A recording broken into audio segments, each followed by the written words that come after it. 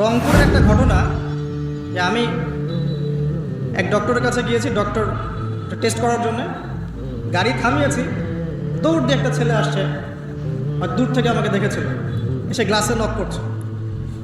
Glass খুলে বললাম কি সমস্যা বলেন। তো বলছে হুজুর জাস্ট আপনাকে দেখে দৌড়ায় আসছি একটা খালি মাসআলা জানার জন্যে, যে একটা ঘটনা ঘটেছে আমাদের এলাকায়, তো এটার সলিউশন কি হবে। অনেককে জিজ্ঞাসা করেছে, অনেক রকম কথা বলেছে, আপনার মন্তব্য জানতে আমি দৌড় দিয়ে এসেছি। কি ঘটনা ভাই? তো বলছে যে আমাদের এলাকায় একজন ছেলে, মাদকাসক্ত ছেলে, মানে এডিক্টেড, ড্রাগ এডিক্টেড, সে তার নিজের মায়ের সাথে জেনা করে ফেলেছে। তো এটা শোনার পরে আমি আসলে কি অ্যান্সার দিব, আমি প্রায় 2 মিনিট চুপ করে বসে আছি। আজ বলবেন কি বলবেন এখন বলেন তো? এই ছেলের এখন করণীয় কি এটা জানতে আসছে, কি করবে আসে। 2 মিনিট চুপ করে থাকার পরে আমি খালি একটা কথাই বললাম যে আল্লাহর কাছে খালেসভাবে তওবা করতে বলেন, এর চেয়ে বেশি কিছু আমার বলার নাই। তো ঘটনাটাকে আপনাদের কাছে কত বিব্রত বোধ হচ্ছে না? অরুচিকর মনে হচ্ছে, খারাপ মনে হচ্ছে? আমি গতকাল রাতেও এই হাদিসটা আবার পড়েছিলাম। কিয়ামতের আলামতগুলোর মধ্যে এটা অন্যতম একটা, যে রাষ্ট্রীয় সম্পদকে মানুষ নিজের সম্পদ মনে করে খাওয়া শুরু করবে। মানুষ দান সদকা এবং জাকাতটাকে নিজের উপর বার্ডেন মনে করবে। এটা কি বোঝা, জাকাতের বোঝা? এখানে 10টা-12টা কথা আছে। মানুষ খামর মানে মদ, মাআজিফ মানে বাদ্যযন্ত্র, তারপরে জুয়া, তারপরে জিনা, এগুলোকে মানুষ হালাল মনে করবে, হালাল মনে করে নিবে, মদপান করবে, নাম অন্য দিবে। আমানতদার ব্যক্তি হয়ে যাবে খেয়ানতকারী, আর প্রত্যেক খেয়ানতকার ব্যক্তিকে মানুষ মনে করবে আমানতদার। তো নৈতিক অবক্ষয়টা দেখেন, যে মুসলিম হিসেবে জন্মগ্রহণ করার পরে, কোরআন সুন্নাহ হাতে পাওয়ার পরেও আমরা এখন সুদ খাচ্ছি দিব্যি, এটা কোনো ব্যাপার না এখন। বরং এমন একটা কনসেপ্ট এখন চলছে যে সুদ না খেলে আবার এই যুগে চলে নাকি, মানে মায়ের সাথে জেনা না করলে কি এই যুগে চলে নাকি। কিন্তু আমরা এখন দিব্যি সুদ খাচ্ছি, মায়ের সাথে জেনা করছি, খারাপ লাগছে না, বরং যুক্তি দিচ্ছি এগুলো না করলে কি যুগে চলে। মহিলাদের অবস্থা দেখেন, গ্রামে গঞ্জে সব সুদী এনজিও ছড়িয়ে পড়েছে এবং তারা সদস্য, জমি জমা, ভিটে মাটি, গরু ছাগল সব খোয়াচ্ছে, তারপরেও খেতে হবে। কারণ ওই যে আতাজআলু ফিহা মা ইউফসিদু ফিহা ওয়া ইয়াসফিকুদ দিমা, আপনি কি এমন কাউকে পাঠাবেন যে পৃথিবীতে গিয়ে ফাসাদ সৃষ্টি করবে? এটা হচ্ছে ইকোনমিক ফাসাদ, অর্থনৈতিক ফাসাদ। দেখেন, মুসলিম পরিবারে জন্মগ্রহণ করেও ম্যাক্সিমাম মানুষই নামাজ পড়ে না। ম্যাক্সিমাম কতজন মানুষ 5 ওয়াক্ত নামাজ পড়ে, এটা এখন জরিপ করার ব্যাপার। দেখবেন মেজরিটি সংখ্যক কোরআনটাকে বিশুদ্ধ করে তেলাওয়াত করতে জানে না। কথাগুলো রূপকথা মনে হচ্ছে, বাস্তব জীবনে নেমে এসে দেখেন। যে বলি না আমরা তাওহীদি জনতা মাঠে আছে, তাওহীদি জনতা মসজিদেই নাই। কি বুঝলেন? কোন মাঠে আছেন?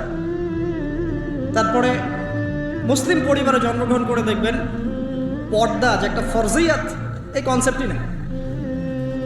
বরং এখন চেতনা এমন যে গায়ের জামা কাপড় ছিঁড়ে খুলে ফেলতে পারলে বাঁচি, মানে এখন এই যুগ চলছে। একটু আমি দেখাচ্ছি যে কিভাবে এই জায়গায় আসছে। দেখেন, একটা সময় ছিল যে মানুষ সিগারেট খেত, স্মোক করতো। আমরা ওই জেনারেশনটা দেখেছি, স্মোক করতো চুপ করে, ওই চায়ের দোকানের কর্নারে, এই বাথরুমে ঢুকে, ওই মাঠের ওই কর্নারে গিয়ে, কেউ যেন দেখে না ফেলে। তারপরে কয়েক বছর পর পরিস্থিতি একটু পরিবর্তন হলো, ওপেন স্মোকিং, সবাই, ভাইয়ের সাথেও স্মোকিং, বন্ধুর সাথেও স্মোকিং, পরে বাবার সাথেও দেখা যায় ছেলে স্মোকিং। একটা যুগ আসলো দেখেন। তারপরে আস্তে আস্তে নতুন মদ আসতে লাগলো, গাঁজা, হেরোইন, প্যাথেডিন, হুইস্কি ইত্যাদি, ফেন্সিডিল, ইয়াবা। এখন ইয়াবার যুগ, আরও আপগ্রেডেড কোনো মদ আসছে। এখন সিগারেট টিকেট কোনো বিষয় নেই, কিন্তু ফ্যাশন। যদি কেউ ইয়াবা খায় তাহলে বলা হচ্ছে হ্যাঁ এ মাদক সেবী। আর বাই দ্য ওয়ে, আমাদের দেশে কিন্তু নিবন্ধিত 190টা বারও আছে। হ্যাঁ, এবং দেশি 204টা ব্র্যান্ড চলছে, আর বিদেশি 38টা ব্র্যান্ড চলছে। পারমিট পেয়েছে 85,070 জন। এবং এই মাদক সংশ্লিষ্ট এনজিও আছে প্রায় 76। 21 বছর হলে যদি কেউ পারমিটধারী হয় সে মদ খেতে পারে, কোনো সমস্যা নেই, এটা নাগরিক অধিকার আপনার। আবার আশ্চর্যের ব্যাপার এটাও যে এগুলো খুলে উন্মুক্ত করার পরেও আবার মাদক নিরাময় কেন্দ্রও আছে 7টা। মানে ওভাবে খাবেন, এডিক্টেড হয়ে যখন জীবনটা নষ্ট হবে, এই 7টা নিরাময় কেন্দ্রে এসে আপনি চিকিৎসা নেবেন। এগুলো ডিপার্টমেন্ট আছে, সদর দপ্তর আছে, সব গোয়েন্দা সংস্থা আছে। এবং মাদকদ্রব্য নিয়ন্ত্রণ অধিদপ্তরও আছে। তো এটা একটা সার্কাস, মানে এই ওয়ার্ল্ডটা হচ্ছে একটা সার্কাসের যুগ। এই বিশ্বে যা হচ্ছে না, খালি চোখ দিয়ে যা দেখছেন, এর বেশিরভাগই সার্কাস। যেটা বলছিলাম, এখন ইয়াবার যুগ চলছে না। একটা সময় ছিল যখন ছেলে মেয়ে যদি অ্যাফেয়ার করতো লুকিয়ে লুকিয়ে, চিঠি দিয়ে, কেউ যেন না জানে, তাই না? ঠিক, তার মানে এগুলো পার করে আসছে তারা। তো লুকিয়ে লুকিয়ে ছিল, কেউ যেন দেখে না ফেলে। কফি শপে বসলেও খুব সাবধানে, রিক্সায় বসলে কেউ যেন না দেখে। তারপর একটা যুগ আসলো যে জানলে কোনো সমস্যা, বাসায় ওপেন, আমার গার্লফ্রেন্ড, ও আমার গার্লফ্রেন্ড, ও আমার বয়ফ্রেন্ড, আমরা বিয়ে করব, আমরা প্রতিশ্রুতি দিয়েছি একে অপরকে, নো প্রবলেম। তারপর একটা যুগ আসলো যে যেহেতু প্রেম করছি, বিয়েই তো করতে যাচ্ছি, তো করলে সমস্যা কোথায়? তখন আবার অ্যাক্টিভিটি শুরু হলো। মেয়েরা যদি বাইরে বের হতো, তাহলে যদি কোনো মেয়ের শর্ট কামিজ থাকতো বা আটো পোশাক থাকতো, সে গিল্টি ফিল করতো যে সবাই আমার দিকে তাকাচ্ছে, কেমন লাগছে। কারণ বেশিরভাগ মানুষ এমনটা করতো না, ওই কয়েকজন করতো। আস্তে আস্তে একটা যুগ আসলো যে না, এখন বেশিরভাগই করে, সয়ে গেল এটা। তারপর একটা যুগ আসছে সরাসরি প্রেম টেম কিছুই নাই, এখন খালি সেক্স। পতিতালয়ে যাবো, সেক্স চলে আসবো, গার্লফ্রেন্ডের সাথে সম্পর্ক লাগে সেক্স, তারপরে বাজ বিচার করে দেখবো কোনটা ভালো। আর বাই দা ওয়ে, আমাদের দেশে 14টা পতিতালয় আছে। হ্যাঁ, আর এগুলো আমি বানিয়ে বলছি না, আপনি গুগল করলেই দেখতে পাবেন। তারপর একটা যুগ আসছে এখন যে হিজাব তো সরিয়েছি, তারপর আস্তে আস্তে ড্রেসটা একটু ছোট হলো, তারপর একটু টাইট ফিটিং, ঠিক আছে, আরেকটু শর্ট করতে করতে এখন রেভলিউশন আসছে, এটাও খুলে ফেলে ফেলতে, এটাও রাখা। আমি আপনাকে বলে দিই হাদিস থেকে, এরপর কি হবে। ওই যে গোপনে গোপনে জেনা এবং এই যে অল্প অল্প অশ্লীলতার যুগটা থেকে যখন প্রকাশ্যে জেনা আর অশ্লীলতার ছয়লাভের যুগটা আসছে এখন, এরপরে হবে কি, মানুষ রাস্তাঘাটেই জেনা করবে। বিশ্বাস হচ্ছে না? এটা নবী সাল্লাল্লাহু আলাইহি ওয়াসাল্লাম বলেছেন যে কিয়ামত হবে না ততদিন পর্যন্ত, যতদিন মানুষ রাস্তাঘাটের আনাচে কানাচে জেনা করবে না। তখনকার সবচেয়ে ভালো মানুষ যে হবে, সে কে জানেন? যে গিয়ে ওদেরকে বলবে যে কাজটা এখানে করছো, একটু দেয়ালের পিছনে যাই করতে পারতো না, এ হবে সবচেয়ে ভালো মানুষ। হাদিসে এমন ভাষা এসেছে। তো যুগ কিন্তু হঠাৎ করেই এরকম ফাসাদপূর্ণ হয় নাই, আস্তে আস্তে আস্তে আস্তে দেখেন, প্রথমে মাদক গোপনে, দেন প্রকাশ্যে, তারপর একটা ফ্যাশন হয়ে গেল, সবাই খাচ্ছে, কে কি বলে। প্রথমে পর্দা সবাই করতো মোটামুটি, 100 বছর আগের যুগে যান দেখবেন ম্যাক্সিমাম পর্দা। তারপরে আস্তে আস্তে রেভলিউশন, ফ্যামিনিস্ট রেভলিউশন, কাপড় ছোট হতে হতে হতে এখন বিকিনির যুগ আসতেছে, সবাই বিকিনি পরে ঘুরবে। কে এগুলোর বলার আছে? আমার পোশাক আমি পরবো, আপনার বলার কি অধিকার আছে? আমার দেহ আমার সিদ্ধান্ত, আমার দেহ আমার সিদ্ধান্ত। এরপরে আসবে ওই যুগটা যখন মানুষ রাস্তাঘাটে জেনা করবে, আর আল্লাহ রাব্বুল আলামিন বলেছেন তার রাসূলের মাধ্যমে, ওদের সামনে কিয়ামত হবে ইনশাআল্লাহ। মানুষ এইভাবে ফাসাদে জড়িয়েছে। মুসলিম পরিবারে জন্মগ্রহণ করার পরেও এই জিনিসগুলো অমুসলিমরা করুক, খ্রিস্টানরা করুক, বৌদ্ধরা করুক, ইহুদিরা করুক, আমাদের কিচ্ছু যায় আসে না। ওরা সারা দেশ সভ্যতা একাকার করে ফেলাক, আমাদের কিচ্ছু যায় আসে না। তো মুসলিম পরিবারে জন্মগ্রহণ করার পরে একটা মুসলিম ছেলে, মুসলিম মেয়ে কীভাবে এগুলো করতে পারে? দেখবেন মুসলিম পরিবারে জন্ম নিয়েছে, নামাজ নাই, কোরআন তেলাওয়াত নাই, আল্লাহর তো জিকিরের কোনো খবরই নাই।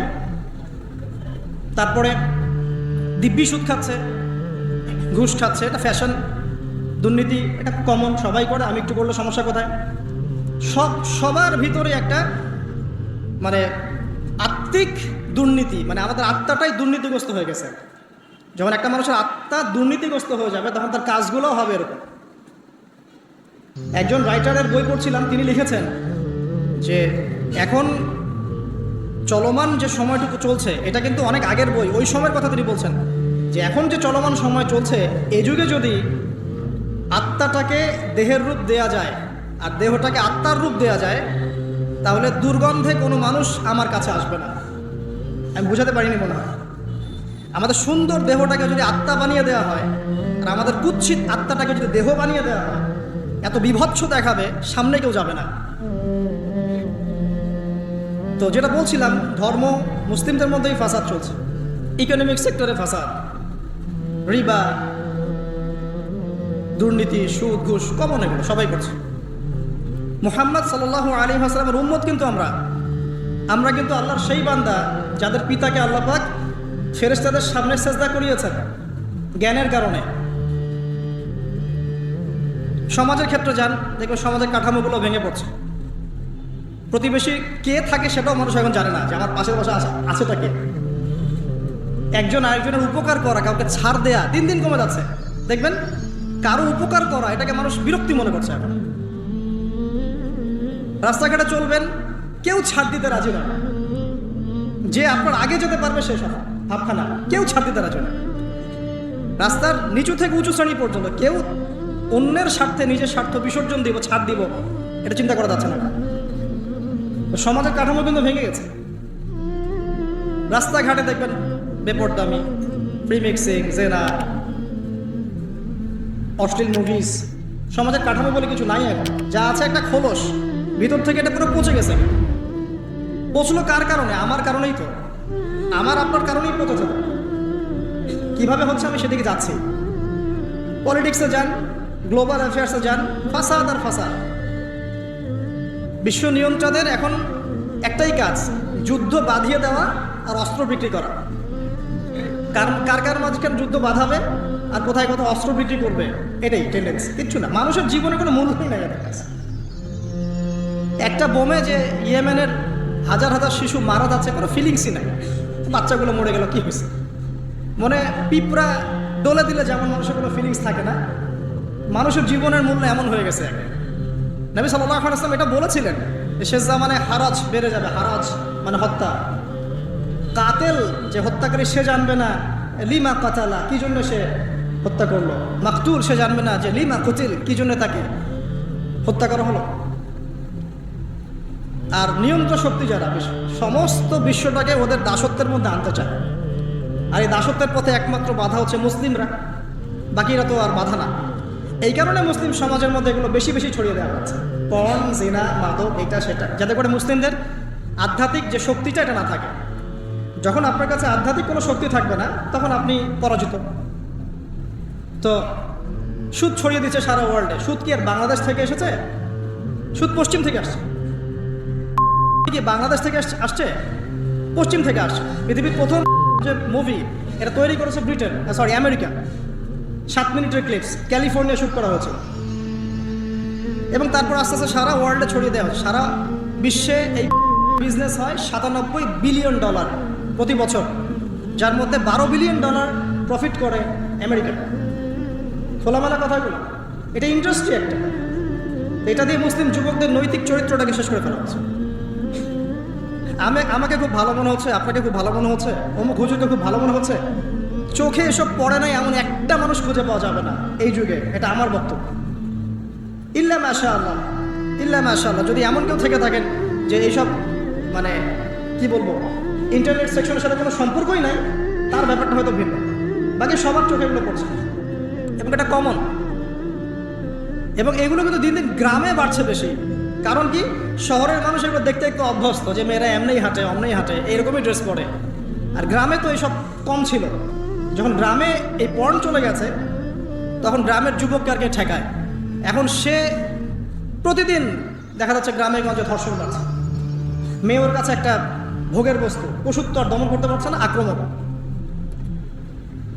আর এসবের যেহেতু ইসলামিক কোনো বিচার হচ্ছে না, ইসলামিক লস কেমন, যে একজন চুরি করেছে, জুমার দিন নামাজ হবে, নামাজের পরে সমস্ত এলাকার লোকজন দাঁড়িয়ে থাকবে, সমস্ত এলাকার লোকজনের সামনে তার হাতটা কেটে ফেলে দেওয়া। এলাকার সব লোক দেখবে যে চুরি করলে এই শাস্তি হয়, ও ভয় আর চুরি করতে যাবে। কেউ কাউকে অন্যায়ভাবে হত্যা করেছে, তারও কেসাস করতে হবে, এবং সেটা সবাই জানবে যে ও হত্যা করেছে, এ তাকে কেসাস করেছে। কেউ কারো চোখ উপড়ে ফেলেছে, ওরও চোখ। কেউ কারো হাত ভেঙে ফেলেছে, ওরও হাত। হাতের বদলে হাত, চোখের বদলে চোখ, কানের বদলে কান, কেসাস। ধর্ষণ করেছে, জনসমক্ষে সবার সামনে নিয়ে এসে দেন কোর্ট বসে সাক্ষী প্রমাণ নিয়ে মৃত্যুদণ্ড। সবাই দেখবে যে মৃত্যুদণ্ড। প্রয়োজনে এই যে প্রজেক্টর লাগিয়ে দেখে, এই যে এই কাজ করেছে, এই শাস্তি। রাস্তাঘাটে ইফটিজিং হচ্ছে, মোবাইল কোর্ট থাকবে, ইফটিজিং হচ্ছে, রিপোর্ট প্রমাণ ধরা হবে, সাথে সাথে বিচার। এরকম একটা মাস করলে পরে দেখবেন অপরাধের মাত্রা বাড়ে না কম। আল্লাহর কসম করে বলছি, এটা ইনশাআল্লাহ 80% কমে যাবে ইনশাআল্লাহ। কিন্তু এটা করলে কি হবে জানেন? ওই যে পশ্চিমে বসে আছে বিশ্ব নিয়ন্ত্রণ সংস্থা, ওরা বলবে যে এই স্টেটের দিকে নজর রাখো, এরা মৌলবাদী হয়ে যাচ্ছে, এরা সন্ত্রাসী হচ্ছে, মানবাধিকার লঙ্ঘন করছে, ইত্যাদি ইত্যাদি। অথচ তুমি মিয়া সারা বিশ্বের মধ্যে লাখ লাখ মানুষকে বোম মেরে হত্যা করে দাও, তোমার মানবাধিকার লঙ্ঘন হয় না? তো সবখানেই ফাঁসা। হকটাকে মানুষ বাতিল মনে করছে, বাতিলকে মানুষ হক মনে করছে। সত্যবাদী তাকে মিথ্যাবাদী বলা হচ্ছে, মিথ্যাবাদীকে সত্যবাদী বলা হয়। এখানে মুসলিমদের জীবনের মূল্য কমে গেছে। ওদিকে আর লম্বা করছি না, আমি আমার লেকচারের মূল জায়গায় আসছি। এখান থেকে আমি লেকচার একটা দিকে ফোকাস করে আমি শেষ করব। সেটা হলো, এই সমস্ত প্রবলেমসগুলো আমাদের পক্ষে সলভ করা সম্ভব নয়। এখন সলভ করার মতো ক্ষমতা আমাদের নাই, অনেক ক্ষেত্রে আমাদের সেই জ্ঞানও নাই, এগুলো নিয়ে ভাবার সময়ও নাই। কিন্তু একটা জায়গায় আমরা ফোকাস করতে পারি, একটা জায়গায়। আজকের লেকচারের এইটা সবচেয়ে মূল জায়গা। সেটা হচ্ছে আল্লাহ পাক আমাদেরকে স্ব পরিবার দিয়েছেন, তাই নাই? এবং এই পরিবারটা হচ্ছে একটা সমাজের গঠন একক। আমরা পড়েছি না গঠন একক? একটা জিনিস, একটা কোষ, তার মধ্যে গঠন একক আছে না, অণু পরমাণু আছে না? সমাজ হচ্ছে, সমাজের অণু বা পরমাণু হচ্ছে পরিবার। একটা সমাজে যদি 100টা পরিবার থাকে, তার মধ্যে যদি 90টা পরিবার সৎ হয়, আল্লাহওয়ালা হয়, ইসলামিক অনুশাসন মেনে চলে সত্যিকার অর্থেই, ইনশাল্লাহ ওই সমাজটা কিন্তু দেখবেন 8-10টা সমাজের চেয়ে ভালো থাকবে ইনশাল্লাহ। আর একটা সমাজে মনে করেন 100টা পরিবার আছে, 90টাই ইসলামের বিরোধী শক্তি, ইসলামের এগেনস্টে চলে, ইসলামের কোনো পরোয়া নাই, আল্লাহ পাকের হুকুম আহকামের 5 পয়সা পরোয়া নাই। ওই সমাজের অবস্থা নিঃসন্দেহে দুনিয়াতে ধ্বংস হবে, আখিরাতে ধ্বংস হবে। আর এই সমাজগুলোকে নিয়েই তো একটা রাষ্ট্র হয় নাকি? আর এইভাবে রাষ্ট্র নিয়েই তো বিশ্ব। তাহলে ক্ষুদ্রতম যে জায়গাটা, সেটা কি? পরিবার। এই জায়গায় আল্লাহ পাক আপনাকে কর্তৃত্ব দিয়েছেন। এখানে কিন্তু আপনার উপর লাঠি কেউ ঘোরাচ্ছে না। আপনি অ্যাজ এ বাবা, আপনি পরিবারের কর্তা, অ্যাজ এ স্বামী আপনি পরিবারের কর্তা, ভাই আপনি পরিবারের কর্তা। আমাদের প্রথম স্টার্টিংটা এই ফ্যামিলি থেকে করা উচিত। তো আল্লাহ পাক এই বিষয়ে কি বলছেন, আমি ওই একটা বলে সামনে যাই। আল্লাহ পাক সূরা তাহরিমের মধ্যে 6 নম্বর আয়াতে বলেছেন যে ইয়া আইয়ুহাল্লাযীনা আমানু, হে মুমিনগণ। আমাদেরকে আল্লাহ পাক বলছেন, হে মুমিনগণ, কু আনফুসাকুম ওয়া আহলিকুম নার, তুমি নিজে জাহান্নামের আগুন থেকে বাঁচো। আগে নিজের চরকায় তুমি তেল দাও, নিজে জাহান্নামের আগুন থেকে বাঁচো। ওয়া আহলিকুম নার, তোমার যে পরিবারবর্গ আছে এদেরকে জাহান্নাম থেকে বাঁচাও। কেমন দেখেন, আপনাদের বাসায় ছোট ছোট বাচ্চা কাচ্চা আছে না? আছে তো?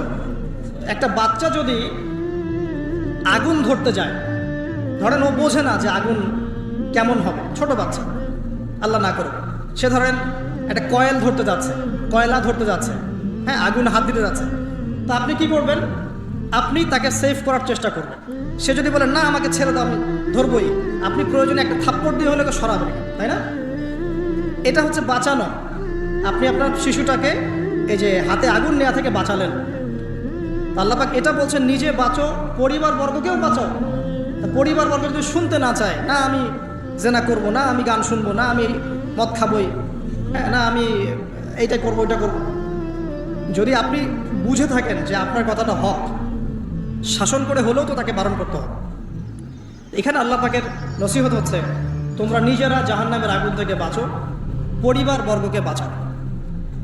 কোন জাহান্নাম থেকে বাঁচবে? আলাইহা মালাইকাতুন গিলাজুন শিদাদ, যেই জাহান্নামে কঠিন কঠিন মনের ফেরেশতারা আছে, পাষাণ মনের ফেরেশতা। আল্লাহ পাক তাদের মনের মধ্যে কোনো দয়া মায়া দেন নাই। আমাদের মনে দয়া মায়া আছে না, এই দয়া মায়াও আল্লাহ পাক তাদেরকে দেন না, শুধু আযাব দেওয়ার মতো শক্তি সামর্থ্য এবং কঠিন একটা মন দিয়েছেন। অন্য সূরায় আছে তাদের সংখ্যা 19 জন। কতজন? 19 জন, মানে তারা দায়িত্বশীল। বাকি আর যে কত হাজার লক্ষ কোটি আছে আল্লাহ ভালো জানেন। আলাইহা তিসআতা আশার আল্লাহ পাক বলেছেন। তো আলাইহা মালাইকাতুন গিলাযুন শিদাদ লা ইয়াসুনাল্লাহা মা আমারাহুম ওয়া ইয়াফআলুনা মা ইউমারুন। আল্লাহ পাক ওই ফেরেশতাদেরকে যে আদেশ করেন সেই আদেশ পালনে তারা বিন্দু মাত্র গাফেলতি করে না। এই সব ফেরেশতা থেকে যারা জাহান্নামের প্রহরী, এই জাহান্নাম থেকে তুমি নিজে বাঁচো, তোমার পরিবারকে বাঁচো। এই জায়গায় আসে। এখন তোমরা যারা এখনো ফ্যামিলি শুরু করো নাই, যুবকদেরকে বলছি, তাদের জন্য এই অংশটুকু বেশি বেনিফিশিয়াল হবে ইনশাআল্লাহ। কারণ তোমাদের জন্য পথ চলাটা তুলনামূলক সহজ তাদের চাইতে যারা অলরেডি ফ্যামিলি ঢুকে গেছেন এবং বিপদেও পড়ে গেছেন, বা বড় হয়ে গেছেন, দীর্ঘ সময় পর্যন্ত আপনার ইসলামের এগেনস্টে চলেছেন, বা আল্লাহর হুকুম আহকামের তোয়াক্কা করেন নাই, তাদের জন্য এটা অনেক কঠিন। কিন্তু যারা এখনো ফ্যামিলি স্টার্ট করো নাই, বা কেবল স্টার্ট করেছো বা করতে যাচ্ছ, তোমাদের জন্য এই অংশটুকু বেশি ইম্পর্টেন্ট। আল্লাহ পাক এখানে একটা মূলনীতি দিয়ে দিলেন, নিজে বাঁচতে হবে, পরিবারবর্গকে বাঁচাতে হবে। আর আমি আগেই বললাম, পরিবার বাঁচলে সমাজ বাঁচবে, সমাজ বাঁচলে রাষ্ট্র বাঁচবে। আসেন প্রথমে আমরা দেখি যে কোরআন কি বলছে। খুব অল্প করে বলি, কারণ সময়, লম্বা সময় নেওয়ার সুযোগ নাই। কোরআন কি বলছে একটু লাইভলি থাকেন। আদম এবং হাওয়া আলাইহিস সালাম, মনে আছে? তাদের দুইজনকে আল্লাহ পাক পৃথিবীতে নামিয়ে দিয়েছেন না? যে ভুলটা তারা করেছে, সেই ভুলের ফল তারা দুইজনের সমানভাবে শেয়ার করে নিচ্ছেন না? বুঝতে পারছেন? আল্লাহর সীমা লঙ্ঘন করার পরে তাদেরকে যে আল্লাহ পাক নামিয়ে দিলেন পৃথিবীতে, এখন এই যে লম্বা সময় তাদেরকে পৃথিবীতে থাকতে হবে, পৃথিবীর এইসব ভোগান্তি পোহাতে হবে, হ্যাঁ, জান্নাতের সেই নাজ নেয়ামত থাকছে না, এই যে কষ্টের পথ চলা, এই পথ চলাতে কি স্বামী স্ত্রী একসাথে না? এভাবে যদি পরিবারের স্বামী এবং স্ত্রীরা তাদের জীবনের উদ্দেশ্যটা ফিক্স করতে পারে এবং সমস্ত বাধা বিপত্তিকে হাসি মুখে একসাথে ডিঙাতে পারে, পরিবারে শান্তি আছে। যদি না পারে তাহলে বুঝবেন যে সে আদর্শ স্বামী ছিল না, অথবা সে আদর্শ স্ত্রী ছিল না। এখান থেকে শিক্ষা হচ্ছে দুইজনের জীবনের উদ্দেশ্য একই রকম হতে হবে, দুইজনের লাইফের মিশন সেম হতে হবে, তখন আপনি পরিবারে শান্তি পাবেন ইনশাআল্লাহ। যদি না হয় তাহলে আপনি বিয়ের মধ্যে ভুল করেছেন। অতএব এই জায়গায় নসিহতটা প্রথম নেন। তারপরে চলে আসেন নূহ আলাইহিস সালাম, মনে আছে না? তার একজন ছেলে ছিল, সে কি মুমিন ছিল? পড়েন নাই? সে কিন্তু মুমিন ছিল না, সে অস্বীকারী ছিল। তার নূহ আলাইহিস সালামের স্ত্রী, সে কি মুসলিম ছিল? চিন্তা করতে পারেন, একজন নবীর স্ত্রী মুসলিম নন, একজন নবীর ছেলে, তিনি আল্লাহর আদেশের পরোয়া করছেন না। আল্লাহ বলছেন লাইসা মিন আহলিক, এই ছেলে তোমার পরিবারের কেউ না। নূহ আলাইহিস সালাম বলছেন, হে আল্লাহ, সে আমার পরিবারের একজন, তাকে ক্ষমা করে দাও। আল্লাহ বলছেন লাইসা মিন আহলিক, সে তোমার পরিবারের কেউ না। নবী পরিবারের সদস্য হওয়া সত্ত্বেও লূত আলাইহিস সালামের স্ত্রী, সে কি জান্নাতি না জাহান্নামী? তাহলে এখানে বোঝেন যে নবী পরিবার হলেও যদি ব্যক্তিগত পর্যায়ে মানুষের মধ্যে ঈমান ইসলাম না থাকে, তাহলে এইসব বংশের পরিচয়, রক্ত, বর্ণ, জাতীয়তাবাদ, ভাষা, এগুলো মানুষকে আল্লাহর আযাব থেকে বাঁচাতে পারবে না। নবীর পরিবারের সদস্য হওয়া সত্ত্বেও তারা জাহান্নামে যাচ্ছে, শ্রোতাহারিম করে। তাহলে আমাদের কাজ কি? নিজের চটকাটা তেল দেওয়া ভালো করে। আমি কত বড় আলেমের ছেলে, আমি কত বড় দায়ীর স্ত্রী, আমি কত বড় মানে মুফাসসির মুহাদ্দিসের সন্তান, ভাই, এসবের কোনো মূল্য নাই। নিজে আমি ভালো কিনা, নিজে প্রকৃত মুসলিম মুমিন কিনা, এটার মূল্য আছে। এই কারণেই হয়তো আমাদের নবী সাল্লাল্লাহু আলাইহি ওয়াসাল্লাম তার মেয়ে ফাতিমা রাদিয়াল্লাহু আনহাকে বলছেন, হে ফাতিমা, হে আমার কলিজার টুকরা মেয়ে, হে আমার কলিজার টুকরা মেয়ে, তুমি শোনো, পৃথিবীতে আমার কাছে যা চাওয়ার তুমি চেয়ে নাও, পরকালে আমি তোমার কোনো হেল্প করতে পারছি না। অথচ আমরা জানি নবী সাল্লাল্লাহু আলাইহি ওয়াসাল্লাম সবার জন্য কি করবেন? সুপারিশ করবেন, সেটা অন্য বিষয়। তোমাকে তোমার হিসাব একাই দিতে হবে, নবী সাল্লাল্লাহু আলাইহি ওয়াসাল্লাম এটা বলছেন। একদিন তিনি বাসায় ঢুকলেন, দেখছেন আয়েশা রাদিয়াল্লাহু আনহা কান্নাকাটি করছে। আয়েশা আর বলে রাখি, আয়েশা রাদিয়াল্লাহু আনহা সম্পর্কে আমাদের নবীজি বলেছেন, তাকে প্রশ্ন করা হচ্ছে আপনি পৃথিবীতে সবচেয়ে বেশি কাকে ভালোবাসেন? তিনি বলছেন আয়েশাকে। তারপরে কাকে ভালোবাসেন? আবু বকর। তারপর কাকে ভালোবাসেন? ওমর। কথা বুঝতে পারছেন? তো সেই আয়েশা রাদিয়াল্লাহু আনহা বাসায় কান্নাকাটি করছেন। তিনি বলছেন কি জন্য কাঁদছো হে আয়েশা? আয়েশা রাদিয়াল্লাহু আনহা বলছেন জাহান্নামের আযাবের ভয়ে আমি কাঁদছি। কি হবে ইয়া রাসূলুল্লাহ আমাদের শেষ? তখন আল্লাহর নবী তার স্ত্রীকে বলছেন, যাকে তিনি সবচেয়ে বেশি ভালোবাসেন, তাকে বলছেন তিনটা ক্ষেত্র বা তিনটা জায়গা আছে যখন পৃথিবীর কোনো মানুষকে চিনতে পারবে না পরকালে, এমনকি আমিও তোমাকে চিনতে পারবো। সেটা কি? যখন এই যে মিজানের পাল্লাটা দাঁড় করানো, এই যে এটা ভারী হচ্ছে না হালকা হচ্ছে, এই সময় কেউ কাউকে চিনবে না, কারো কথা কারো মনে থাকবে না। যে গার্লফ্রেন্ডের জন্য আপনি জীবন দিচ্ছেন তার কথা আপনার মনে থাকবে না। যে স্ত্রী সন্তানের জন্য আপনি সারা জীবন দুর্নীতি করে গেলেন তার কথা আপনার মনে থাকবে না। এমনকি যে স্ত্রীর কাছে আপনি অনেক প্রেমময় স্বামী, সেও আপনার কথা মনে রাখবে না যখন মিজানের পাল্লাটা উঁচু করা। দুই, যখন আমল নামা ছুঁড়ে দেওয়া হবে, আমল নামা এভাবে উন্মুক্ত করে ছুঁড়ে দেওয়া হবে, ইকরা কিতাবাক, তুমি আজকে তোমার কিতাব পড়ো, ওয়া কাফা বিনাফসিকা আল-ইয়াওমা আলাইকা হাসিবা, আজকে তুমি নিজেই তোমার নফসের হিসাব নেওয়ার জন্য যথেষ্ট। এই সময় আয়েশা আমি তোমার কথা মনে রাখতে পারবো। আরেকটা হচ্ছে যখন মানুষ পুলসিরাত পার হবে তখন কেউ কারো কথা মনে রাখবে। এখান থেকে শিক্ষা কি? নূহ আলাইহিস সালামের পরিবারের সদস্য হয়েও তারা আল্লাহর আনুগত্য না করার কারণে জাহান্নামে যাচ্ছে। লূত আলাইহিস সালামের পরিবারের সদস্য হয়েও ঈমান না আনার কারণে তারা কি করছেন? জাহান্নামে যাচ্ছেন। আমাদের শিক্ষা হচ্ছে আমাদের পরিবারগুলোর, যে আমাদের এই বংশ, আমাদের এই যে টাকা পয়সা, স্ট্যাটাস, রং, হ্যাঁ, বাড়ি গাড়ি, পলিটিক্যাল পদ, কোনো কিছুই আমাদেরকে আল্লাহর আযাব থেকে বাঁচাতে পারবে না যদি আমরা প্রকৃত মুসলিম মুমিন না হতে পারি। তো পরিবারের সদস্যদেরকে আল্লাহ পাক ঈমানদার হওয়ার তৌফিক এনায়েত করুন। এবার আসেন সামনে, আরও সামনে যান। দেখেন ওই যে ইব্রাহিম আলাইহিস সালাম, দেখেছেন? মনে আছে? বাবা হচ্ছে ওই সমাজের সবচেয়ে বড় লিডারের ডান হাত, নমরুদের ডান হাত। সে হচ্ছে মূর্তি পূজারীদের সর্দার, মানে মূর্তি সে বানাতো, স্ট্যাচু মেকার। ইব্রাহিম আলাইহিস সালামকে আল্লাহ পাক ওই ঘরেই জন্ম দিয়েছেন যেখানে তার বাবা একজন শিরকের কাণ্ডারি। ইব্রাহিম আলাইহিস সালাম তাকে বোঝানোর চেষ্টা করলেন, বাবা এটা শিরক, এটা শয়তানের কাজ, এখান থেকে ফিরে আসো, আমি তোমার জন্য আল্লাহর কাছে দোয়া করবো ইত্যাদি। বাবা তার কথা শুনলো না। এটা তো এমন না যে তিনি শুধু একবার বলেছেন, তিনি হয়তো বলতেই ছিলেন, একদিন দুই দিন না, কিন্তু বলতেই আছে। এক পর্যায়ে বাবা তাকে বের করে দিলেন বাসা থেকে, ফাহজুরহুম, এখান থেকে বের হয়ে যাও। তুমি যদি আমাদের এই দেবতাদেরকে গালি দেওয়া বন্ধ না করো তাহলে আমি তোমার মাথা পাথর দিয়ে মেরে ফাটিয়ে ফেলবো। হ্যাঁ আমার আব্বা, আপনার প্রতি শান্তি বর্ষিত হোক, আমি আল্লাহর কাছে আপনার জন্য দোয়া করব। পরে যখন আল্লাহ পাক তাকে বললেন যে কোনো মুশরিকের জন্য তোমার দোয়া করার স্বভাব পাবে না, তখন থেকে ইব্রাহিম আলাইহিস সালাম দোয়া করা বন্ধ করে দেন। এখানে দেখেন, ছেলে, একজন যুবক ছেলে, তার মধ্যে ঈমান এসেছে, সে তার পরিবারের চলমান শিরকের বিরুদ্ধে কথা বলছে, প্রয়োজনে সে সেখান থেকে স্কিপ করেছে, তাকে বের করে দেওয়া হয়েছে, সে চলে গেছে, তারপরেও কিন্তু তাওহীদের সাথে শিরকের আপোষ করে নাই ইব্রাহিম আলাইহিস সালাম। সামনে যান, ওই যে তার স্ত্রী হাজেরা আলাইহিস সালাম তার সন্তান এবং স্ত্রীকে রেখে আসছেন কোথায় বলেন? মক্কায়, তাই না?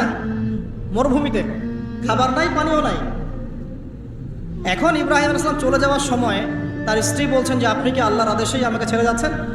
তিনি বলছেন হ্যাঁ। তখন তিনি বলছেন আল্লাহ পাক আমাদেরকে ধ্বংস করবেন না ইনশাআল্লাহ। এখানে খেয়াল করে দেখেন, তারপর সাফা মারওয়া সাই করলেন, জমজম কূপ পানি বের হলো, সেখানে কমিউনিটি গড়ে উঠলো।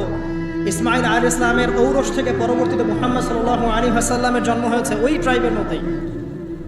তো এখানে খেয়াল করেন, এই যে সন্তান ইসমাইল আলাইহিস সালাম, তিনি যখন একটু বড় হচ্ছেন তখন ইব্রাহিম আলাইহিস সালাম আসছেন, এসে বলছেন আমি স্বপ্ন দেখেছি, ইয়া বুনাই, আমি স্বপ্ন দেখেছি, ইন্নী আরা ফিল মানামি আন্নী আসবাহুক, আমি স্বপ্ন দেখেছি আমি তোমাকে জবাই করছি, ফানজুর মাযা তারা, তোমার কি রায় আমাকে বলো। তো এখন ইসমাইল আলাইহিস সালাম বলছেন, কিশোর ইসমাইল, ইয়া আবাতি, হে আমার বাবা, ইফআল মা তুমার, আপনি সেটাই করেন যা আল্লাহ আপনাকে আদেশ করেছেন। সাতাজিদুনি ইনশাআল্লাহু মিনাস সাবিরিন, ইনশাআল্লাহ আপনি আমাকে সবরকারী পাবেন। কার কথা এটা? ইসমাইল আলাইহিস সালামের কথা।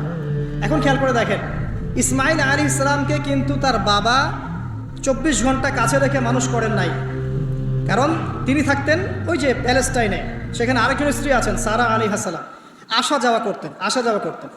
মূলত তাকে মানুষ করেছে তার মা হাজারা আলাইহিস সালাম। যেই সবরকারী, আল্লাহর প্রতি তাওয়াক্কুলকারী মা বলেছিল, আল্লাহ যদি আপনাকে আদেশ করে থাকেন আমাদেরকে ছেড়ে যাওয়ার জন্যে, সেই আল্লাহ আমাদেরকে ধ্বংস করবেন না। ওই যে তাওয়াক্কুল, ওই যে সবর, তার গর্ভ থেকে আল্লাহ পাক জন্ম দিয়েছেন ইসমাঈল আলাইহিস সালাম। যেমন মা তেমন সন্তান। যে সন্তান বলছে আমাকে জবাই করতে যদি আল্লাহ পাক আদেশ করে থাকেন আপনি করেন। তো ঘরের মধ্যে স্ত্রীরা, আমাদের ঘরের স্ত্রীরা যদি হাজেরা আলাইহিস সালামের মতো না হতে পারে, সবরকারিণী এবং আল্লাহর প্রতি তাওয়াক্কুলকারিণী, আমাদের বোনেরা, আমাদের মায়েরা যদি হাজেরা আলাইহিস সালামের মতো সবরকারিণী হতে না পারে, আল্লাহর প্রতি তাওয়াক্কুলকারী হতে না পারে, তাহলে তাদের গর্ভ থেকে কশ্চিন কালেও ইসমাইলের জন্ম হবে না। কথা বুঝতে পারছেন? তাদের গর্ভ থেকে কশ্চিন কালেও ইসমাইলের মতো সন্তানের জন্ম হবে না এবং ইসমাইলি প্রজন্ম গড়ে উঠবে না। এই জন্যই আপনি তাকিয়ে দেখেন ম্যাক্সিমাম পরিবারের সন্তান এখন বেলাইনে চলে গেছে। কারণ কি জানেন? মায়ের সমস্যা আছে। শুধু বাপেই সমস্যা থাকে না, মায়েও সমস্যা থাকে। মায়ের ফিতরাত সন্তানের মধ্যে চলে আসে। তো নারীরা যদি আল্লাহর আনুগত্যশীলা না হয়, মুমিনা মুসলিমা, 5 ওয়াক্ত নামাজ পড়া, লজ্জাস্থানের হেফাজত করা, খাস পর্দা করা, হ্যাঁ, স্বামীর আনুগত্যকারী, প্রেমময়ী, তারা যদি না হতে পারে, সবরকারিণী, তাওয়াক্কুলকারিণী, তাহলে ওই মায়েদের গর্ভ থেকে আপনি ইসমাইলের মতো সন্তান কিন্তু পাবেন না। ইল্লা মাশাআল্লাহ, ইল্লা মাশাআল্লাহ। আরও সামনে যান, নবী মুসা আলাইহিস সালাম একজন ব্যক্তিকে একটা ঘুষি দিয়েছেন, সেই ব্যক্তি ওইখানে স্পট ডেড। আর ফেরাউনের লোকজন তাকে ধাওয়া করছেন। মুসা আলাইহিস সালাম মিশর থেকে চলে গেলেন মাদিয়ান নামক জায়গায়। মাদিয়ানে আরেকজন নবী আছেন, তার নাম হচ্ছে শুআয়ব আলাইহিস সালাম। সেখানে গিয়ে তিনি গাছের নিচে বসে আছেন। দেখলেন দুজন মেয়ে দূরে দাঁড়িয়ে আছে, পানি নেয়ার মতো চান্স পাচ্ছে না।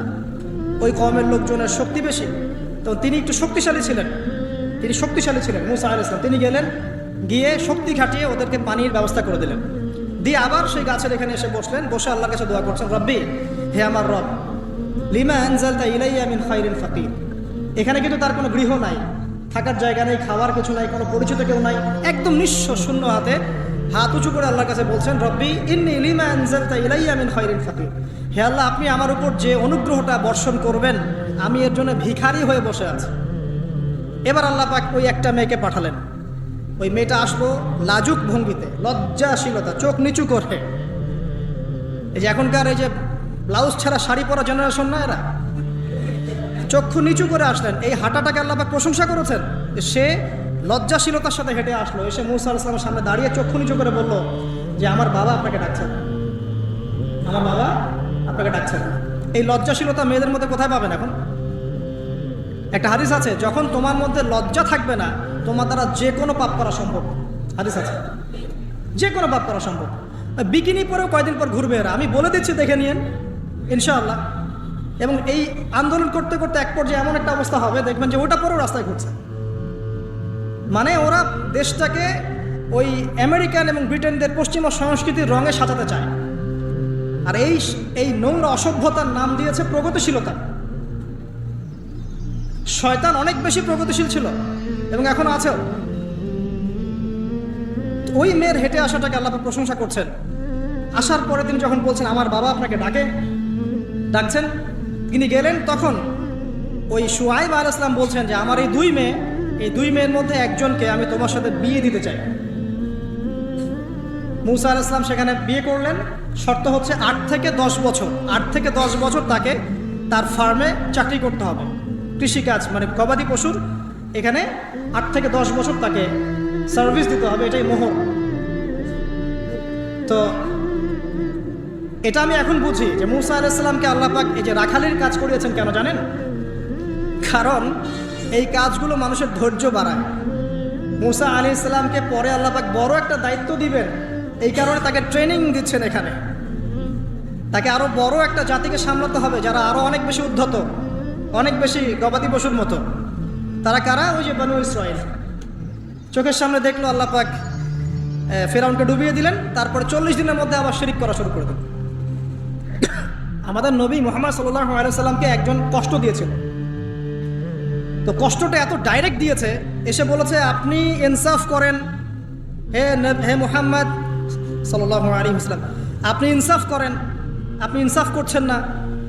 তো সাহাবীদের চোখ মুখ লাল হয়ে গেল যে এত বড় কথা নবীকে বলে। তখন নবী সাল্লাল্লাহু আলাইহি ওয়াসাল্লাম বলছেন, দাঁড়াও, আমার ভাই মূসাকে তার কওম আরো অনেক বেশি কষ্ট দিয়েছে। মানে মূসা আলাইহিস সালামের কষ্টের কথা চিন্তা করে আমাদের নবী সান্ত্বনা নিচ্ছেন, যেটা তো কিছুই না। মূসা আলাইহিস সালামকে তার কওম আরো অনেক বেশি কষ্ট দিয়েছে। তো এই কওমকে সঠিক পথে চালানোর জন্য আল্লাহ পাক 8 বছর তাকে রাখালি করিয়েছেন। আপনারা জানেন কি না জানি না যে বেশিরভাগ নবী কিন্তু কৃষিকাজ করেছেন, এটা জানেন? তো যারা কৃষিকাজ করছেন আপনারা এখানে নিজেকে হীনমন্যতায় ভোগার, ছোট মনে করার কোনো সুযোগ নাই। আপনি একটা নোবেল প্রফেশনের মধ্যে আছেন, খাঁটি প্রফেশনের মধ্যে আছেন, ঠিক আছে? তো দেখেন, এবার মূসা আলাইহিস সালাম একজন ভালো গার্ডিয়ান পেলেন, তার নাম শুআয়ব আলাইহিস সালাম। সেখানে বাড়ি পেলেন, সেখানকার জামাই, তিনি চাকরি করছেন, মানে তার সব কিছুই অনুকূলে। ওই যে দোয়া কিন্তু কবুল হয়ে গেল। সতী পুত পবিত্র একটা মেয়ে আল্লাহ পাক তাকে দিয়ে দিলেন। কারণ মূসা আলাইহিস সালাম ছিলেন অনেস্ট, মূসা আলাইহিস সালাম ছিলেন একটা সৎ ব্যক্তি, অনেস্ট, যিনি কখনো অশ্লীল কোনো পথে পা বাড়ান নাই। ঠিক তেমন একজন মেয়েকে আল্লাহ পাক তার জীবন সঙ্গিনী করে দিলেন। তাই আমাদের শিক্ষা হচ্ছে, আমরা যদি নিজেদেরকে পবিত্র রাখতে পারি, তোমাদেরকে বলছি, ইনশাআল্লাহ তুমি তোমার জীবনে পুত পবিত্র নেককার স্ত্রী পাবে। কিন্তু তোমরা যদি এখনকার এইসব প্রলোভনে পড়ে যে না, মদ, পর্ন, হাবিজাবি সব কিছুর মধ্যে ঢুকে যাও, মাদক ইত্যাদির মধ্যে, পুত পবিত্র নারী আসবে না। দেখবা যে এমন নারী তোমার জীবনে আসছে যে নিজেও পবিত্র না। আর কিফা অনকে রম, আল্লাহ পাক ব্যালেন্স করেন সবসময়, ইল্লা মাশাআল্লাহ। শুধু তাই নয়, শুআয়ব আলাইহিস সালামের মতো একজন গার্ডিয়ান তিনি পেলেন, যিনি তাকে দিনের পথে হেল্প করলেন। পরবর্তীতে মূসা আলাইহিস সালাম নবী হলেন। এখান থেকে একটা প্রমাণ আছে, দলিল, সেটা হলো বাড়ির গার্ডিয়ান যদি দিনদার হয়, শুআয়ব আলাইহিস সালামের মতো সাপোর্টিং হয়, পরিবারবর্গকে দিনের জন্য সাপোর্ট করছে, সেই পরিবারের মধ্যে শান্তি আসবে ইনশাআল্লাহ। এবং সেই পরিবারের যুবকরা সৌভাগ্যবান, যুবতীরাও সৌভাগ্যবান, সেই পরিবারের সন্তান সন্ততিরা সৌভাগ্যবান। তাই পরিবারের গার্ডিয়ান যারা আছেন, আজকের খুতবা শুনছেন, আপনারা সাপোর্টিভ হন, পরিবারকে দিনের ক্ষেত্রে সাপোর্ট দেন, একটা ভালো প্যারেন্টিং করেন, সন্তানদেরকে সুন্দর প্যারেন্টিংসের মধ্যে নিয়ে আসেন। আসুন সামনে যাই, এবার একটু কনক্লুশনের দিকে যাচ্ছে, আসেন। তো কোরআনের পরতে পরতে এরকম দলিল আছে। আরও দেখবেন, ইয়াকুব আলাইহিস সালাম মৃত্যুবরণ করছেন, সন্তানদেরকে ডেকে বলছেন যে আমার পরে তোমরা কার ইবাদত করবে। মানে তিনি কনসিয়াস যে আমার পরে বাচ্চা কাচ্চারা আবার যেন বিভ্রান্ত হয়ে না যায়, তোমরা কার ইবাদত করবে ডেকে বলছেন। আর আমরা ওই সময় ডেকে বলতাম যে আমার ব্যাংকেরে 10 কোটি টাকা আছে, 1 কোটি ওকে দিস, 1 কোটি ওকে দিস, হ্যাঁ আমার জমি জমা এগুলা আছে, ওকে এটা দিস, ওকে এটা দিস। উনি ডেকে বলছেন তোমরা আমার পর কার ইবাদত করবে। সন্তানরা বলছে আমরা এক আল্লাহর ইবাদত করব, যার ইবাদত আপনি করেছেন, আপনার পিতাও করেছেন। সচেতন গার্ডিয়ান। সামনে যান, আপনি দেখবেন ইউসুফ আলাইহিস সালাম, যিনি ওই যে জেলখানায় বন্দী হলেন, পরে মিশরের খাদ্যমন্ত্রীর দায়িত্ব পেলেন, তার বাবা ইয়াকুব আলাইহিস সালাম কাঁদতে কাঁদতে চোখ অন্ধ হয়ে গেল। দেখেন, যখন ইউসুফ আলাইহিস সালাম তার ভাইদেরকে বললেন এই যে রুমালটা, এই রুমালটা নিয়ে যাও, আমার বাবার চোখের উপরে দিবে, ইনশাল্লাহ সে দৃষ্টিশক্তি ফিরে পাবে। এটা পড়েন নাই মনে হয়, সূরা ইউসুফের মধ্যে আছে। এই রুমালটা যখন আমার বাবার চোখের উপর দিবে, তখন সে তার দৃষ্টিশক্তি ফিরে পাবে। তখন ওই রুমালটা যখন তারা বহন করে নিয়ে আসছেন, অন্ধ ইয়াকুব আলাইহিস সালাম তিনি বলছেন যে আমি দূর থেকেই ইউসুফের গন্ধ পাচ্ছি।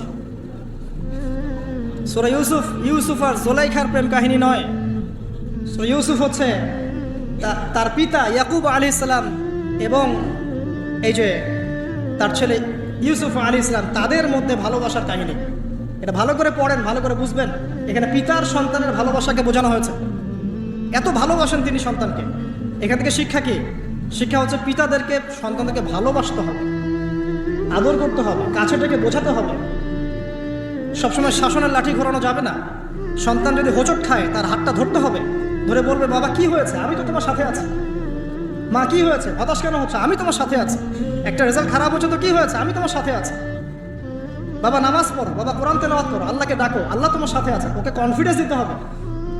যখন পিছন থেকে সন্তানরা কনফিডেন্স পাবে, এই সন্তানরা বড় হয়ে আত্মবিশ্বাসী হবে। আর পিছন থেকে যখন আপনি তাকে সবসময় শাসন করতে থাকবেন, জুলুম করতে থাকবেন, এ বড় হয়ে আপনাকে বৃদ্ধাশ্রমে পাঠাবে না তো কোথায় পাঠাবে? সন্তানকে ভালোবাসতে হবে। এটা বলে রাখি, এখানে দেশে আবার 30টা বৃদ্ধাশ্রমও আছে। ইসলামে বৃদ্ধাশ্রমের কোনো জায়গা নাই। আর এখন আমি চলমান একটা পত্রিকা রিপোর্ট দেখলাম গুগলে, নাম করা পত্রিকা, নাম বলছি না, তারা বলছে এখন বৃদ্ধাশ্রম সময়ের দাবি, বৃদ্ধাশ্রম এখন সময়ের দাবি, নাউজুবিল্লাহ। আর ইসলাম বলছে সবচেয়ে সেরা অধিকার দিবে মাকে, তারপরে মাকে, তারপরে মাকে, তারপর বাবাকে। মায়ের পায়ের নিচে জান্নাত, বাবার সন্তুষ্টিতে আল্লাহর সন্তুষ্টি, এগুলো ইসলাম বলছে। আর এখনকার সভ্যতা আমাদেরকে বলছে যে বৃদ্ধাশ্রম এখন সময়ের দাবি। ইউসুফ আলাইহিস সালামকে যেভাবে ভালোবাসতেন তার বাবা, সন্তানকে ভালোবাসুন।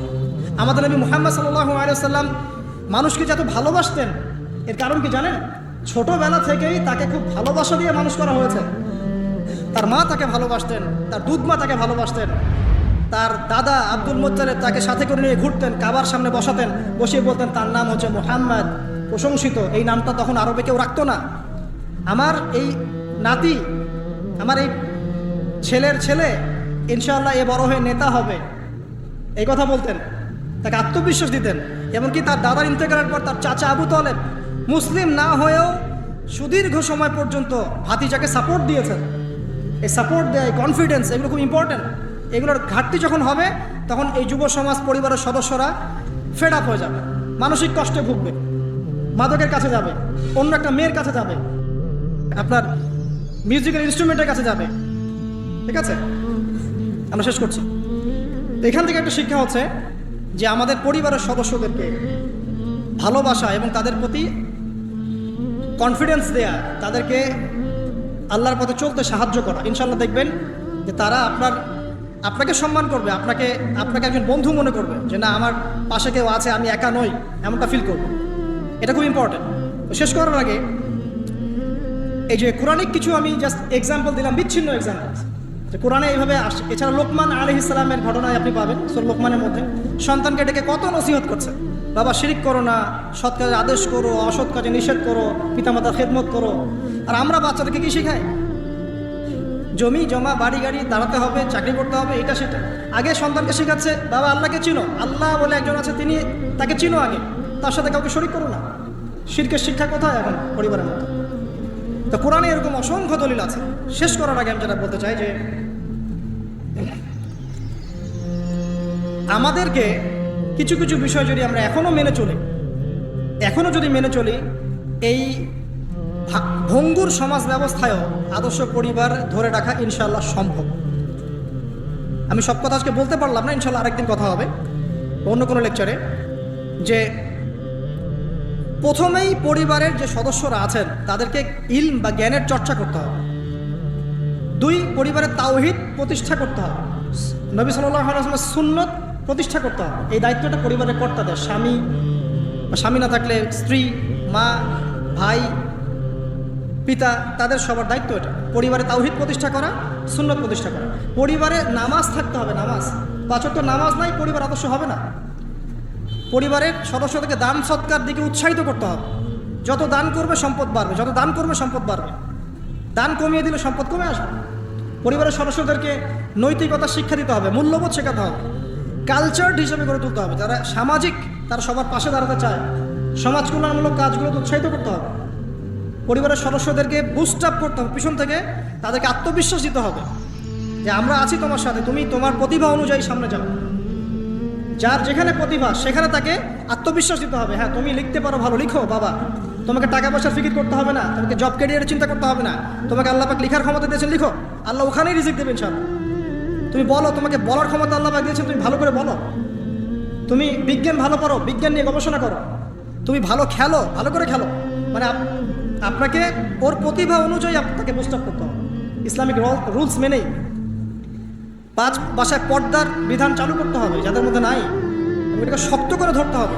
এটা হেলায় ফেলায় ছেড়ে দেওয়া যাবে না। বাসার মধ্যে অপসংস্কৃতি যেগুলো আছে, বাইরের কালচার যেগুলো ঢোকে, এগুলো রাস্তা বন্ধ করতে হবে।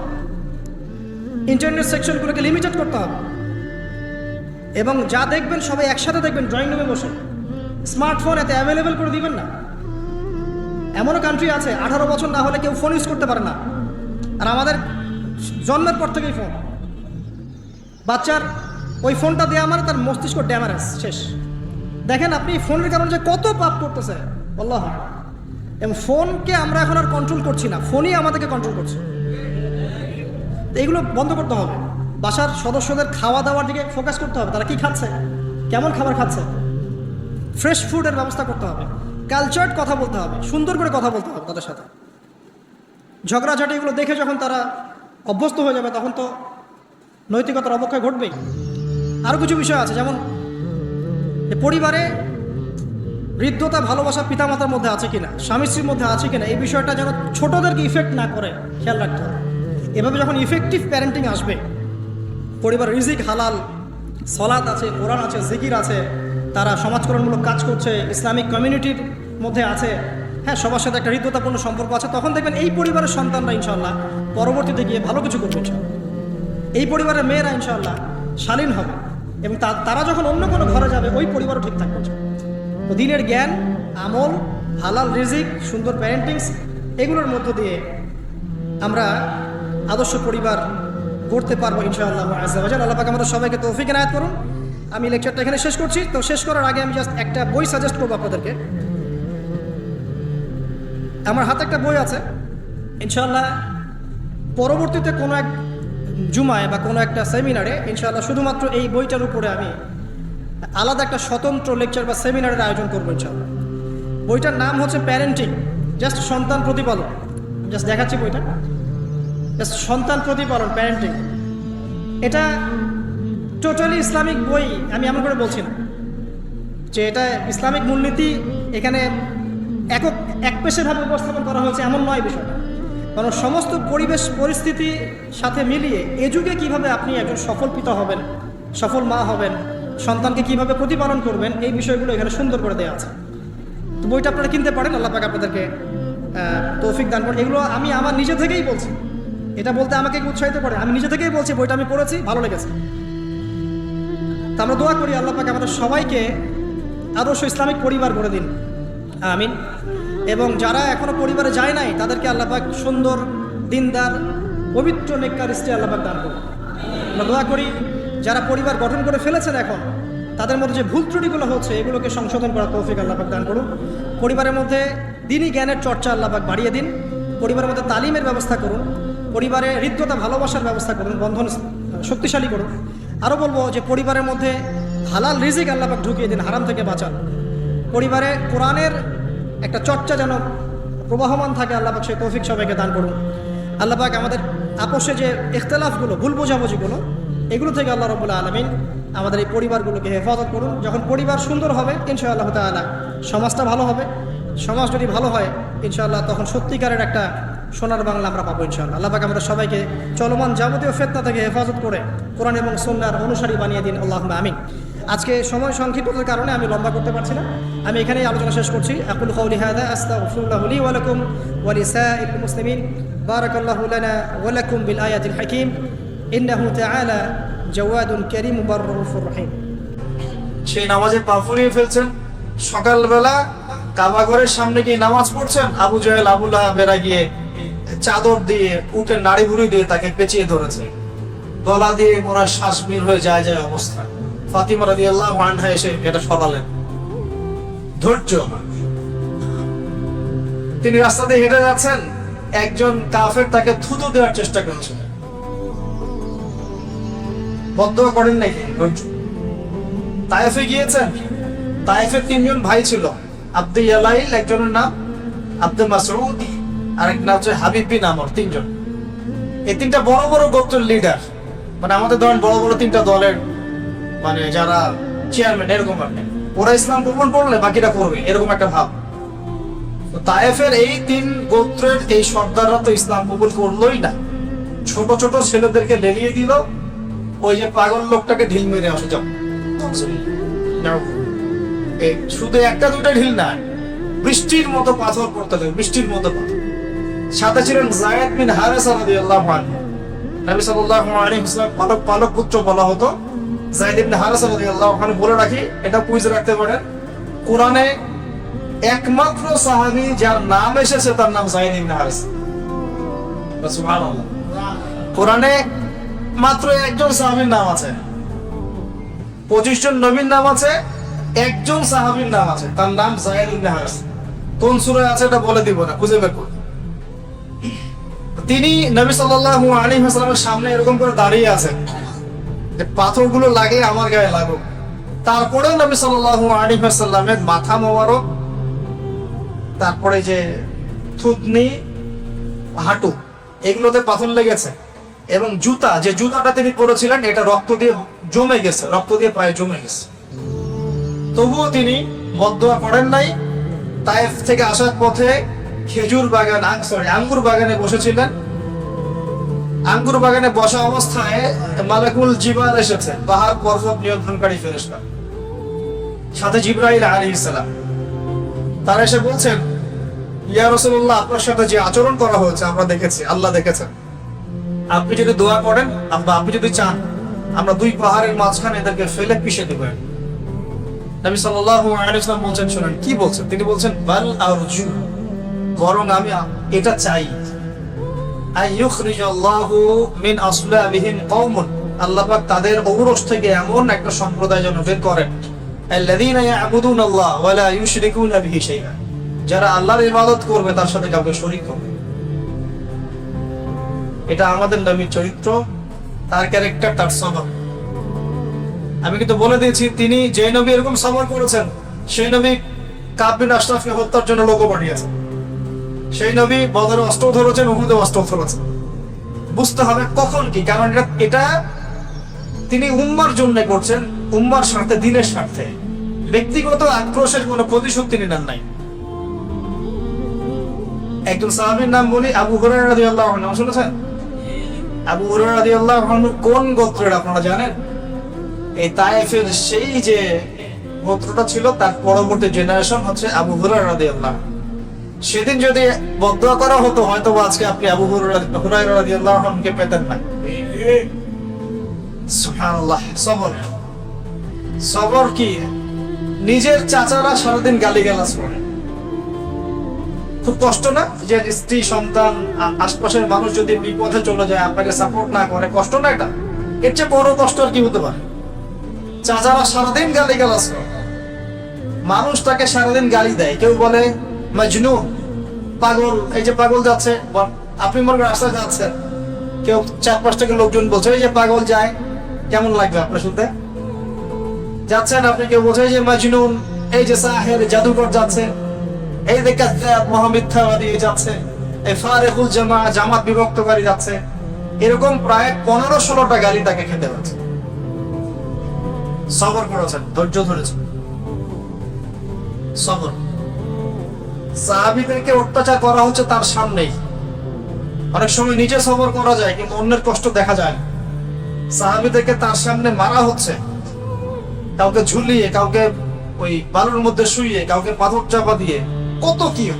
সুমাইয়া রাদিয়াল্লাহু আনহাকে বর্ষা নিক্ষেপ করে হত্যা করা হলো। বেলাল ইবনে রাবাহকে মরুভূমিতে শুইয়ে নির্যাতন করা হচ্ছে। সুহাইব রুমিকে এমন আঘাত করা হচ্ছে, চোখ নষ্ট হয়ে গেছে একটা। তারপরে উসমান বিন আফফানকে নিচে চাটাই দিয়ে ধোঁয়া দেওয়া হয়েছে। আবু বকর রাদিয়াল্লাহু আনহুকে পর্যন্ত জুতা দিয়ে আঘাত করা হয়েছে।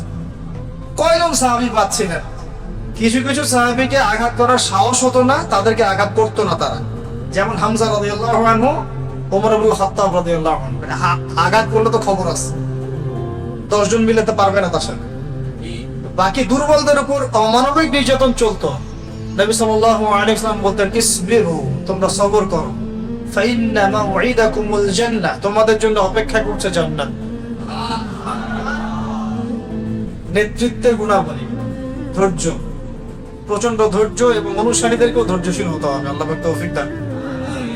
আমরা কিন্তু অনুসারী হিসেবে ধৈর্যশীল না, জানেন? খুব অস্থির, অস্থির। মানে 1 মাসে কেন হচ্ছে না, 3 মাসে কেন হচ্ছে না, এত হচ্ছে, এত আন্দোলন হলো, এত কিছু হলো, কেন পরিবর্তন আসছে না? আমরা খুব অস্থির। আমাদের নবীজির 23 বছর লেগেছে, 23 বছর। নূহ আলাইহিস সালাম দাওয়াত দিয়েছেন 950 বছর, 950 বছর। আগেকার বনু ইসরাইলের যে কওম, তারা এক একজন হায়াত পেয়েছে 500 বছর, 1000 বছর, 2000 বছর, 1500 বছর। আমরা অনেক অস্থির, আমাদের সবর কম। আল্লাহ পাক আমাদেরকে সবর দান করুন। আমিন। সবরের অনেক দৃষ্টান্ত আছে, তায়েফের, উহুদের। উহুদে তো জিতে যাচ্ছিলাম, নবী সাল্লাল্লাহু আলাইহি ওয়াসাল্লাম বলেছিলেন জাবালে রুমা থেকে তোমরা নামবে না নিচের দিকে, মনে আছে? কিন্তু 50 জন সাহাবী আল গনিমা বলে নেমে গিয়েছেন। এটা একটা ভুল ছিল, নেতার আদেশ অমান্য করা হয়েছে এখানে। বাস খালিদ বিন ওয়ালিদ রাদিয়াল্লাহু আনহু পিছন দিক থেকে এসে একদম ঘোড়সাওয়ার নিয়ে এসে দুই দিকে চাপে পৃষ্ঠ হয়ে, হয়তো বা কতক্ষণ হবে, 1 ঘন্টা 2 ঘন্টা, এর মধ্যেই 70 জন সাহাবী শহীদ হয়ে গেলেন। আল্লাহ নবীর সামনে সাহাবীর একের পর এক শহীদ হচ্ছে, একের পর এক।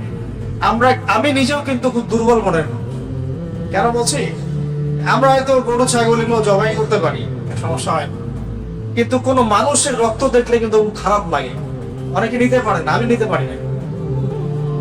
মানুষের রক্ত মানে রক্তাক্ত অবস্থা, এটা দেখতে কিন্তু একটা শক্ত কলিজার দরকার আছে। অনেকে নিতে পারে না, আপনি কিন্তু নিতে পারেন। তো একটু চিন্তা করেন, নবী সাল্লাল্লাহু আলাইহি ওয়াসাল্লামের পাশে তার প্রিয় মানুষরা এভাবে একজন একজন করে শহীদ হচ্ছে। শেষের দিকে তার কাছে 9 জন মানুষ ছিল, 9 জন সাহাবী, একজন একজন করে শহীদ হতে লাগলেন, একজন একজন করে। ওই সময় সাদ বিন আবি ওয়াক্কাস রাদিয়াল্লাহু আনহু টিকে ছিলেন, আর তালহা বিন উবাইদুল্লাহ, এই দুজন, বাকি সব শেষ, সব শহীদ। আর তালহা রাদিয়াল্লাহু আনহুর গায়ে তখন 40 থেকে 50টা তরবারির আঘাত আছে। এটা সহ্য করার জন্য কত সবরের দরকার, কত মেন্টাল স্ট্রেংথের দরকার, একটু ভাবতে হবে এগুলো আমার। কারণ আমরা কিন্তু সিরাত পড়েই কিন্তু অনুধাবন করতে পারি না। আমি ওই যে খুব অনুধাবন করে বোঝাতে পারছি, আমি দাবি করছি না, কিন্তু চেষ্টা করছি আমি। সাদ বিন আবি ওয়াক্কাস রাদিয়াল্লাহু আনহু ছুটতে থাকলেন, এবং তিনি খুব মারাত্মক তীরন্দাজ ছিলেন। হাদিসে আসছে যে তীরের মধ্যে বরকত আছে, ঘোড়ার মধ্যে বরকত আছে, এগুলো উঠে গেছে এখন। তো এই একমাত্র সাহাবী সাদ বিন আবি ওয়াক্কাস রাদিয়াল্লাহু আনহু, যার ব্যাপারে আমাদের নবীজি এই কথা বলেছেন, হে সাদ, তোমার উপর আমার পিতামাতা কুরবান হোক। সাদ বিন আবি ওয়াক্কাস রাদিয়াল্লাহু আনহু বিরক্ত দেখে নবী সাল্লাল্লাহু আলাইহি ওয়াসাল্লাম বলেছেন, হে সাদ, তোমার জন্য আমার পিতামাতা কুরবান। কিন্তু আমরা সবসময় দেখি সাহাবীরা বলেন, ইয়া রাসূলুল্লাহ, আপনার জন্য আমার পিতামাতা কুরবান। তালহা রাদিয়াল্লাহু আনহু ওই অবস্থাতে আল্লাহর নবীকে ঘাড়ে নিয়ে উহুদ পাহাড়ের উপরে উঠেছেন, একটা সেফ জোনে নিয়ে গেছেন। সাহাবীরা আস্তে আস্তে উপরে উঠেছেন। সবর দেখেন, ধৈর্য, কত ধৈর্য ধরতে পারে একটা মানুষ। তাকে শুধু 14-15টা গালি দেওয়া হয়েছে তাই নয়, তাকে প্রায় 15 বার হত্যাও করার চেষ্টা করা হয়েছে। সবর দেখেন, ইস্তেকামা, সবর। তিনি শুয়ে আছেন একটা যুদ্ধে, রেস্ট নিচ্ছেন, তাঁবুর কাছাকাছি একটা মুশরিক চলে আসছে। তখন তরবারিটা ঝুলানো ছিল গাছের উপরে, ওই তরবারিটা নিয়েই সেই মুশরিক এটা খুলে আল্লাহ নবী সাল্লাল্লাহু আলাইহি ওয়াসাল্লাম তাক করে ধরে ফেলছে। ওই সময় তিনি ঘুম থেকে উঠে গেছেন। তখন নবী সাল্লাল্লাহু আলাইহি ওয়াসাল্লাম বলেছে, এবার আপনাকে কে বাঁচাবে? ঘুম থেকে চোখ খুলে উঠেই বলছেন, আল্লাহ বাঁচান, আল্লাহ বাঁচান। বলার সাথে সাথেই হাত থেকে তরবারি পড়ে গেছে এই বেচারা। আল্লাহ নবী এবার তরবারি উঠায় ওকে ধরে বলছেন, তোমাকে এবার কে বাঁচাবে? সবর, ইস্তেকামা। সিরাত পড়তে থাকেন, আমি বলে শেষ করতে পারি, 24টা ক্লাস লাগবে। অনেক ঘটনা, সবরের অনেক ঘটনা। এই যে বখিরা খনন, আপনার এই খন্দকের যুদ্ধের আগে 4টাখানি কথা, প্রত্যেকের হাতে 10 হাত করে পড়েছে, বখিরা খনন করতে হবে। নবী সাল্লাল্লাহু আলাইহি ওয়াসাল্লামের পেটে খাবার নাই, পাথর বেঁধেছেন। এটা তো গেল আপনার খন্দকের কথা। এর আগেও মক্কাতে 3টা বছর নবী সাল্লাল্লাহু আলাইহি ওয়াসাল্লাম সাহাবীদের সবাইকে শিয়ারে আবু তালেব নামক জায়গায় বয়কটের জীবনযাপন করতে হচ্ছে। Boycott, sanction, boycott. মক্কার কেউ কথা বলবে না, কেউ লেনদেন করবে না, কেউ বেচাকেনা করবে না, কেউ খাবার দিবে না, কেউ বিয়ে শাদী করবে না, কিছুই করবে না। 3 দিন না, 3 মাস না, 3 বছর তারা এই সমাজ থেকে বয়কট অবস্থায় জীবনযাপন করেছে। ওই সময় সিরাতের কিতাবে আসছে অনেক সাহাবী গাছের ছাল পাতা খেয়ে বেঁচেছিলেন। গাছের ছাল পাতা। সবর। নবী সাল্লাল্লাহু আলাইহি ওয়াসাল্লামের এরকম কষ্টের মুহূর্তেও হঠাৎ তার চাচা আবু তালেবের ইন্তেকাল হয়ে গেল। একমাত্র শেল্টার বাকি ছিল মক্কায়, সেটাও নাই, শেষ। সবর। ঠিক তার কয়েকদিন পরেই তার প্রেমময় স্ত্রী, যেরকম স্ত্রী ঘরে থাকলে আসলে বাইরে 1000টা শত্রু থাকলেও কিছু না, এমন স্ত্রী ছিলেন যে বাইরে 1000 শত্রু থাকে, ঘরে যদি একজন খাদিজা থাকে কিচ্ছু লাগে না। এটা পাওয়া এই যুগে খুব ডিফিকাল্ট। খুব ডিফিকাল্ট, সো ভেরি ডিফিকাল্ট। খুশনসিবদের তাকদির এটা জুটবে। আমরা আপনাদেরকে রিকোয়েস্ট করি যে নিজেদের চরিত্রটাকে পবিত্র রাখেন, আল্লাহর কাছে বেশি বেশি দোয়া করতে থাকেন, ইনশাআল্লাহ আল্লাহ চাইলে মিলাই দেবে। চাচা আবু তালেবের ইন্তেকাল হয়ে গেল, তার মাত্র কয়েকদিন পরেই খাদিজা রাদিয়াল্লাহু আনহা। এই সময় কি অবস্থা? মক্কার লোকজন গালি দিচ্ছে, হত্যার চেষ্টা করছে, বয়কট করছে, হ্যাঁ, শারীরিক নির্যাতন করছে, মানসিক নির্যাতন করছে, ইকোনমিক বয়কট করছে, সাহাবীদেরকে তার সামনে অত্যাচার করছে। তিনি সবরের একটা মূর্ত প্রতীক ছিলেন। মদিনায় গিয়ে তো আমি বললাম, উহুদে, বদরে, খন্দকে, খায়বারে, হুদাইবিয়া, কত সবর দিয়েই শেষ করা যাবে। এই যে চরম ধৈর্য, পরম ধৈর্য, এই জিনিসটা আমাদের নেতাদের মধ্যে থাকতে হবে, আমাদের মধ্যেও থাকতে হবে। অনুসারী নেতা সবার মধ্যে সবর থাকতে হবে। আল্লাহ পাক তৌফিক দান। কয়টা বললাম? 6টা না 7টা? 7টা। 8 নম্বরে আসেন যে একজন নেতাকে হতে হবে ডিপ্লোম্যাটিক। এটা খুব ইম্পর্টেন্ট পয়েন্ট, এটা একটু ফোকাস করেন। একজন নেতাকে হতে হবে খুবই ডিপ্লোম্যাটিক এবং স্মার্ট। আমাদের নবী সাল্লাল্লাহু আলাইহি ওয়াসাল্লাম কেমন স্মার্ট ছিলেন আমি কয়েকটা এক্সাম্পল দিই। এগুলো আমি ঘেটে ঘেটে নোট আউট করেছিলাম যে তিনি আসলে মানসিকভাবে কেমন ছিলেন। মানে আমরা অবশ্য মনে করি তিনি খুব আধ্যাত্মিক মানুষ ছিলেন, তাই না? আধ্যাত্মিক মানুষ, নামাজ আর রোজা, তেলাওয়াত, আধ্যাত্মিক মানুষ এমন মনে হয়, কিন্তু আসলে তিনি ছিলেন সব গুণের সমন্বয়ে একজন মানুষ। যত গুণাবলী থাকতে পারে একটা মানুষের মধ্যে, সবগুলোর সমন্বয় তার মধ্যে। কত স্মার্ট, কত বিচক্ষণ আমরা একটু দেখাই। নবী সাল্লাল্লাহু আলাইহি ওয়াসাল্লাম দেখলেন মক্কার পরিবেশ ভালো না, মক্কার পরিবেশটা অনুকূলে না। তখন তিনি ইমিডিয়েটলি সাহাবীদেরকে বললেন, তোমরা আবিসিনিয়াতে চলে যাও। কোথায় চলে যাও? আবিসিনিয়া। আবার বলছে, নবী সাল্লাল্লাহু আলাইহি ওয়াসাল্লাম যখন দেখলেন মক্কার পরিবেশটা ভালো না, সাহাবীদের উপর নির্যাতন হচ্ছে, তিনি ইমিডিয়েটলি বললেন, সাহাবীরা তোমরা যারা দুর্বল গোত্রীয় দিক থেকে তোমরা আবিসিনিয়াতে চলে যাও।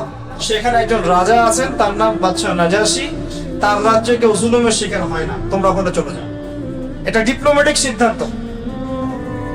আমাদের এখানে প্রবলেম হচ্ছে, যাদেরকে নিয়ে প্রবলেম তাদেরকে কোনো একটা জায়গায় পাঠিয়ে দেয়া, বিচক্ষণতা একটা।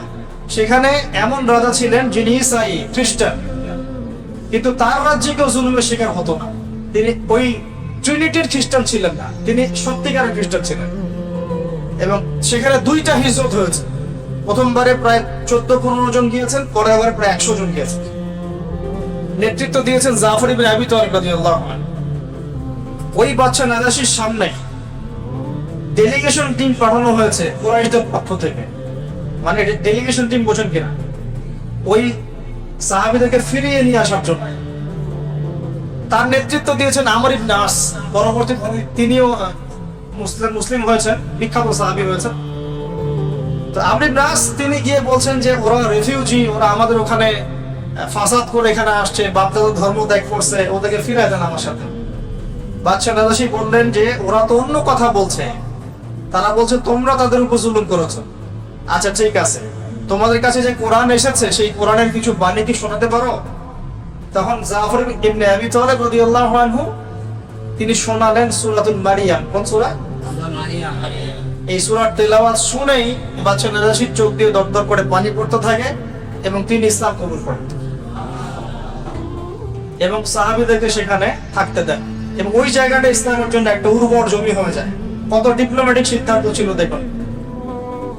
আর আমরা মনে করি যে বাংলাদেশে ইসলাম কায়েম করতে হবে, আর কোনো জায়গায় নেই পৃথিবী। আমাদের চিন্তাটা কিন্তু এরকম, দেশে কবে দিন কায়েম হবে, হুকুমত কবে, খেলাফত কবে হবে। বাংলাদেশে খেলাফত হতেই হবে, আল্লাহর কোনো পরোয়া নাই। এই খেলাফত ভারতে হতে পারে, এই খেলাফত পাকিস্তানে হতে পারে, এই খেলাফত শ্রীলঙ্কায় হতে পারে, অস্ট্রেলিয়া হতে পারে, সিরিয়াতে হতে পারে, প্যালেস্টাইনে হতে পারে। আল্লাহ পাকের কোনো পরোয়া আছে বাংলাদেশেই হতে হবে না? আমরা এত বেসবর হয়ে হতাশ হয়ে যাই কেন? পুরো জমিনই তো আল্লাহ। এখানে যদি নাও হয়, আমরা চেষ্টা করছি ইসলামিক ভাবে, যদি নাও হয় ইনশাআল্লাহ অন্য কোনো জায়গায় হবে। আল্লাহ নবী দেখছেন মক্কা অবস্থা ভালো না, তিনি তায়েফে গেলেন। কেন তায়েফে গিয়েছেন? ওখানে কি শুধু দাওয়াত দিতে গিয়েছেন? না, যাতে করে মুসলিমরা ওখানে একটা সাপোর্ট পায়। একটা গোত্র আমাদের বিপক্ষে চলে গেছে, তো যদি এর বিপক্ষে একটা শক্তিশালী গোত্রকে আমরা একত্রিত করতে পারি, তাহলে এর এগেনস্টে আমাদের একটা শক্তি হলো। আমাদের নবী কি স্মার্ট ছিলেন নাকি? ছিলেন না। স্মার্ট। কত ডিপ্লোম্যাটিক দেখেন, তিনি বের হচ্ছেন হিজরত করতে, আর হিজরত করার আগে তো প্রায় 100 জন ঘিরে ফেলছে বাড়ি, সবে একটা করে কোপ দিবে চিন্তা করছে, তাই না? মনে আছে জি। আবু জেহেল এর মাস্টার মাইন্ড। তো নবী সাল্লাল্লাহু আলাইহি ওয়াসাল্লাম বের হওয়ার সময় হাতে একটু বালু নিলেন, বালু নিয়ে ছুঁড়ে দিলেন, দিয়ে সূরা ইয়াসিনের একটা আয়াত পড়লেন। আয়াতটা কি জানি? وجعلنا من بين وجعلنا من بين أيديهم سدا ومن خلفهم سدا فأغشيناهم فهم لا يبصرون। ব্যাস, এবার তিনি চলে গিয়েছেন তাদের চোখে ধুলা দিয়ে, এটা চোখে ধুলা দিয়ে কেউ দেখতে পারে নাই, রাতের অন্ধকারে তিনি চলে গিয়েছেন। কিন্তু তিনি মক্কা থেকে মদিনা যাওয়ার সোজা যে রাস্তাটা আছে না, সেই রাস্তায় তিনি যান নাই। আমি বোঝাচ্ছি নবী সাল্লাল্লাহু আলাইহি ওয়াসাল্লাম কত স্মার্ট ছিলেন, কত ডিপ্লোম্যাটিক ছিলেন। এটা স্ট্র্যাটেজিক সুন্নত। তিনি সরাসরি মক্কা থেকে মদিনার রাস্তায় যান নাই, বরং উল্টা দিকের রাস্তায় গিয়েছেন, যাতে তিনি খুব ভালো করে জানেন সকালবেলা সবাই খুঁজতে শুরু করবে, খুঁজতে শুরু করলে এই রাস্তার দিকে বেশি লোকজন আসবে, তার চিন্তাও করতে পারবে না যে আমি এই রাস্তায় যাই নাই, বরং উল্টা রাস্তায় গিয়েছি। উল্টা রাস্তায় গিয়ে গারের শহরে, যে গারের শহর, সেখানে তিনি 3 রাত ছিলেন, আর সব ঠান্ডা হয়ে যাক তারপর আমরা বের। এটা কি স্মার্টনেস না? না না, আরো দেখাচ্ছি। নবী সাল্লাল্লাহু আলাইহি ওয়াসাল্লাম, এই যে হুদাইবিয়া সন্ধি হচ্ছে, সন্ধির সব ধারা আমাদের বিপরীতে, তাই না? 10 বছর যুদ্ধ করবো না, ওকে ফাইন, তোমাদেরকে আমাদের দলে আসলে ফিরাই দেওয়া লাগবে, আমাদের কেউ তোমাদের দলে গেলে ফিরাই দিব না। নবীজি বললেন ঠিক আছে, ডান। তারপরে এই বছর উমরা করতে পারবেন না, তো ঠিক আছে, ডান। পরের বছর আসতে হবে উমরায়, তাও 3 দিনের জন্য বিনা অস্ত্রে, ওকে ঠিক আছে, ডান। সবই নে তোরা, নে সব তোরা নিয়ে নে। প্রত্যেকটা সিদ্ধান্তের পিছনে বসির আছে। 10 বছর যুদ্ধ করতে পারবো না মানে 10 বছর আপনি আমার সাথে কোনো ক্যাচালে যাবেন, মানে আপনি আপনার কাজ করবেন, আমি আমার কাজ করবো, কোন সন্ধি চুক্তি আপনার সাথে। এবং আমার শত্রুদের বিরুদ্ধে আপনি, মানে আমার শত্রুদেরকে আপনি আমার বিরুদ্ধে সাহায্য করতে পারবেন না। মনে করেন আপনাদের মনে করেন এই ভাইয়ের সাথে এই ভাই সন্ধি হয়েছে, এ ভাই 10 বছর আমরা লড়াই করবো, 10 বছর লড়াইও করবো না, আপনি আপনার কাজ করবেন, আমি আমার দাওয়াতি কাজ করবো। আমার যে শত্রুরা আছে এই শত্রুদেরকে আপনি হেল্প করতে পারবেন না, আপনার শত্রুকে আমি হেল্প করতে পারবো, ঠিক আছে? এই সন্ধি হওয়ার পরে, এই সন্ধি করে মদিনায় যাওয়ার পরেই নবী সাল্লাল্লাহু আলাইহি ওয়াসাল্লাম খায়বারকে আক্রমণ করেছেন। খায়বারে আছে ইহুদিরা, কারণ আছে ওই লাস্ট গোত্র একটা বাকি আছে, 3টা গোত্রকে তো বিদায় করা হয়েছে, 4 নম্বর এই গোত্রটা বাকি আছে খায়বারে। এটা একটা বিশাল জায়গা, যে দখল করতে পারবে সব দিক থেকে লাভবান হবে। কেন খায়বার তিনি এখন আক্রমণ করলেন, আগে করলেন না কেন? আগে যদি করতেন তাহলে মুশরিকরা তাদের সাথে সন্ধি করে একসাথে ঐক্যবদ্ধ শক্তি হতে পারত। এবার তিনি হুদাইবিয়া সন্ধি করেছেন, 10 বছর আমরা লড়াই করব না, অতএব 10 বছর তুমি আমার শত্রুদেরকে হেল্প করতে পারো, ঠিক আছে? এবার তিনি খায়বার আক্রমণ করলেন, ওই মক্কার কুরাইশরা ওদেরকে কোনো সাহায্য করতে পারলো না, ওদেরকে আমরা বাগে পেয়ে একাই খেয়ে ফেললাম। মানে আগে বড় শত্রুর হাতটা চেপে ধরলাম, তারপর ছোট সবগুলোকে সাইজ করা হলো। এটা ডিপ্লোম্যাটিক সিদ্ধান্ত না, এটা হচ্ছে তার স্ট্র্যাটেজিক ইন্টেলেকচুয়াল একটা অবস্থান, স্ট্র্যাটেজিক সুন্নাহ বলতে পারি। এগুলো আমাদের মধ্যে নাই, হারাই গেছে। আমাদেরকে তো একটু রসকস মাখা কথা বললেই আমরা মুনাফিকদেরকেও ভুলে যাই, তাই না? রসকস মাখা একটু কথা বললে আমরা আসি আপনাদের সাথে, চলেন, বাস আমরা হ্যাঁ মাশাআল্লাহ একদম পাগল হয়ে যাই।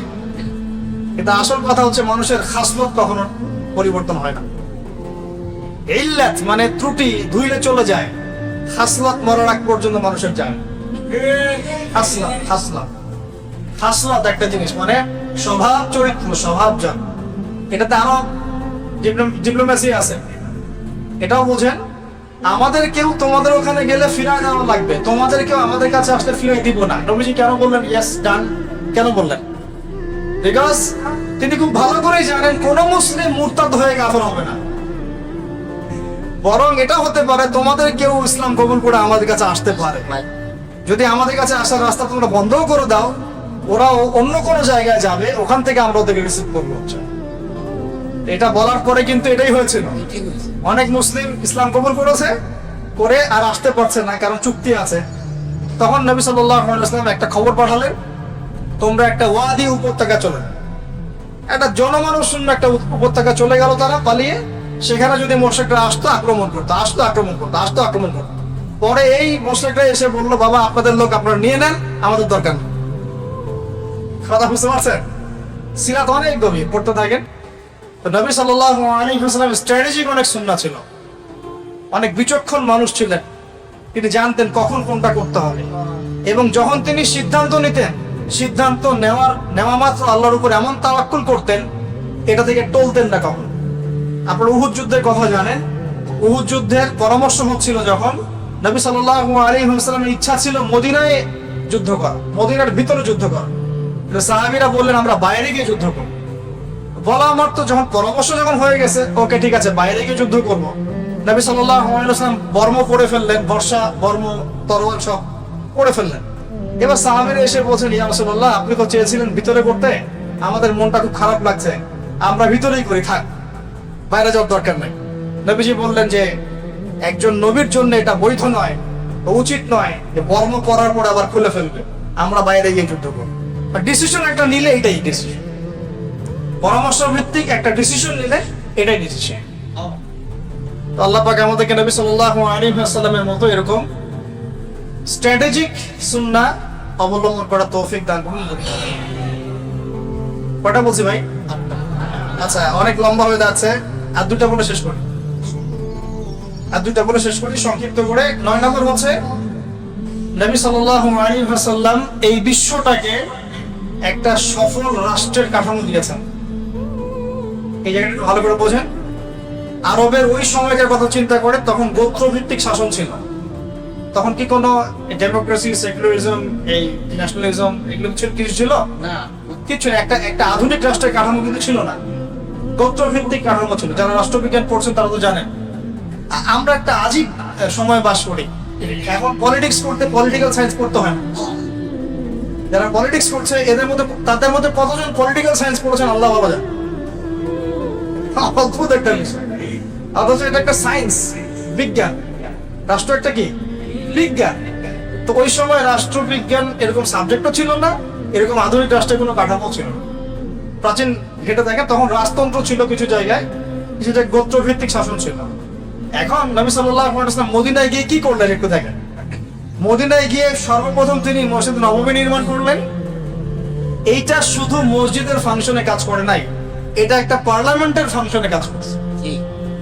এটা একটা পার্লামেন্টে, অ্যাজ আ পার্লামেন্ট সেটা কাজ করছে। এখান থেকে ফয়সালা হয়েছে, এখান থেকে শুরা হয়েছে, এখান থেকে যুদ্ধের ঘোষণা হয়েছে, এখান থেকে দার্স, তালিম, দাওয়াত সবই হয়েছে। এখন কি মসজিদ নববী সেই কাজ করছে? এটাও শেষ জামান হাদিসে আছে যে আখিরুল জামানে কি হবে, জেরুজালেম রাইজ করবে, জেরুজালেম হবে সবচেয়ে আলোচিত বিষয়। হ্যাঁ, এবং খরাব ইয়াসরিবের পতন হবে। ইয়াসরিবের সেই আগেকার যে ভাব গাম্ভীর্য এটা থাকতো। ইয়াসরিব মানে কি মদিনা। তখন এই বাইতুল মাকদাস,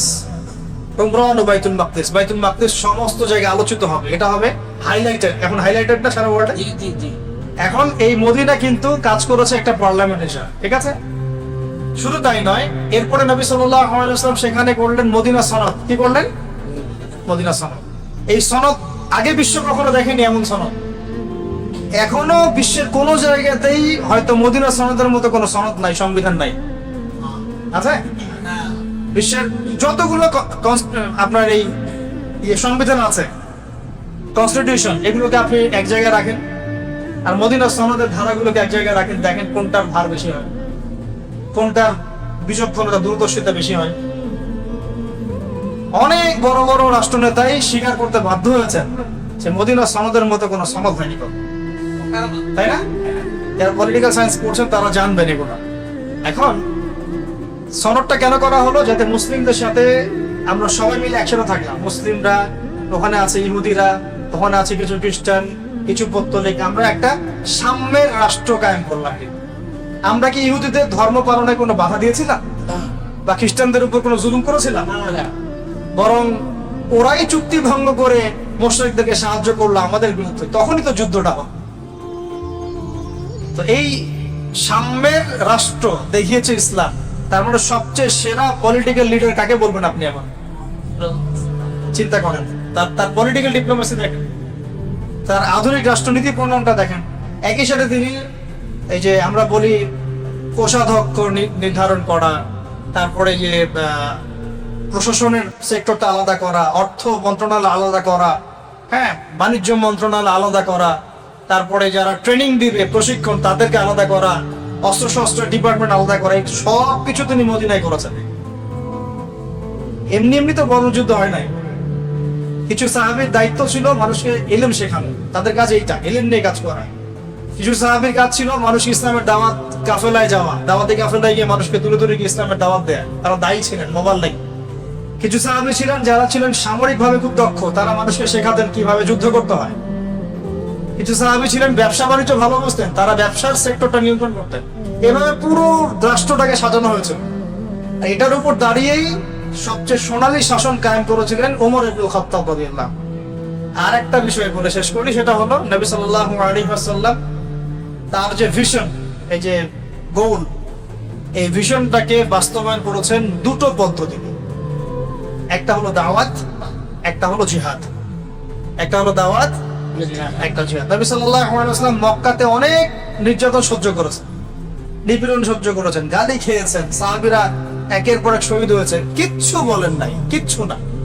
তাকে যত গালি দেওয়া হয়েছে মক্কায় তিনি কিছুই বলেননি। কিন্তু যখন তিনি মদিনায় এসেছেন অ্যাজ এ প্রেসিডেন্ট, ইউনাইটেড করেছেন কমিউনিটিটাকে, একটা আধুনিক রাষ্ট্রের কাঠামো দিয়েছেন, সামরিক বাহিনী হয়েছে, অস্ত্রশস্ত্র হয়েছে, একটা পুরো একটা আইডিয়াল রাষ্ট্র, আইডিয়াল নেশন যখন তিনি ফর্ম করেছেন, এরপরে যদি কেউ ওই রাষ্ট্রের স্বাধীনতা, সার্বভৌমত্ব এইসবের দিকে চোখ দিয়েছে, তিনি কাউকে ছাড়েন নাই। ছেড়েছেন? একদম না, এক জিরো টলারেন্স একদম। বরং মদিনার আশপাশ দিয়ে যদি কোনো কাফেলা যায় সেটাকে আক্রমণ করা হয়েছে। আমার স্থলপথ তুমি কেন ব্যবহার করবা আমাদের অনুমতি ছাড়া, ট্যাক্স না দিয়ে? তখন ট্যাক্স দেওয়া লাগছে, জিজিয়া করা লাগছে, যারা মানে নাই, যুদ্ধ হয়েছে। আপনারা মনে করেন যে বদর যুদ্ধ মানে প্রথম যুদ্ধ, আসলে তা নয়। বদর যুদ্ধের আগে অনেকগুলো সারিয়া যুদ্ধ হয়েছে। সারিয়া মানে হচ্ছে এমন যুদ্ধ যেখানে নবী সাল্লাল্লাহু আলাইহি ওয়াসাল্লাম নিজে উপস্থিত ছিলেন না, সাহাবীদেরকে দায়িত্ব দিয়ে পাঠিয়েছে, তুমি যাও এভাবে। আর গাজওয়া হচ্ছে সেই যুদ্ধ যেখানে নবী সাল্লাল্লাহু আলাইহি ওয়াসাল্লাম নিজে উপস্থিত থেকে যুদ্ধ করেছেন। বদর গাজওয়া, উহুদ হচ্ছে গাজওয়া, খন্দক, এগুলো গাজওয়া।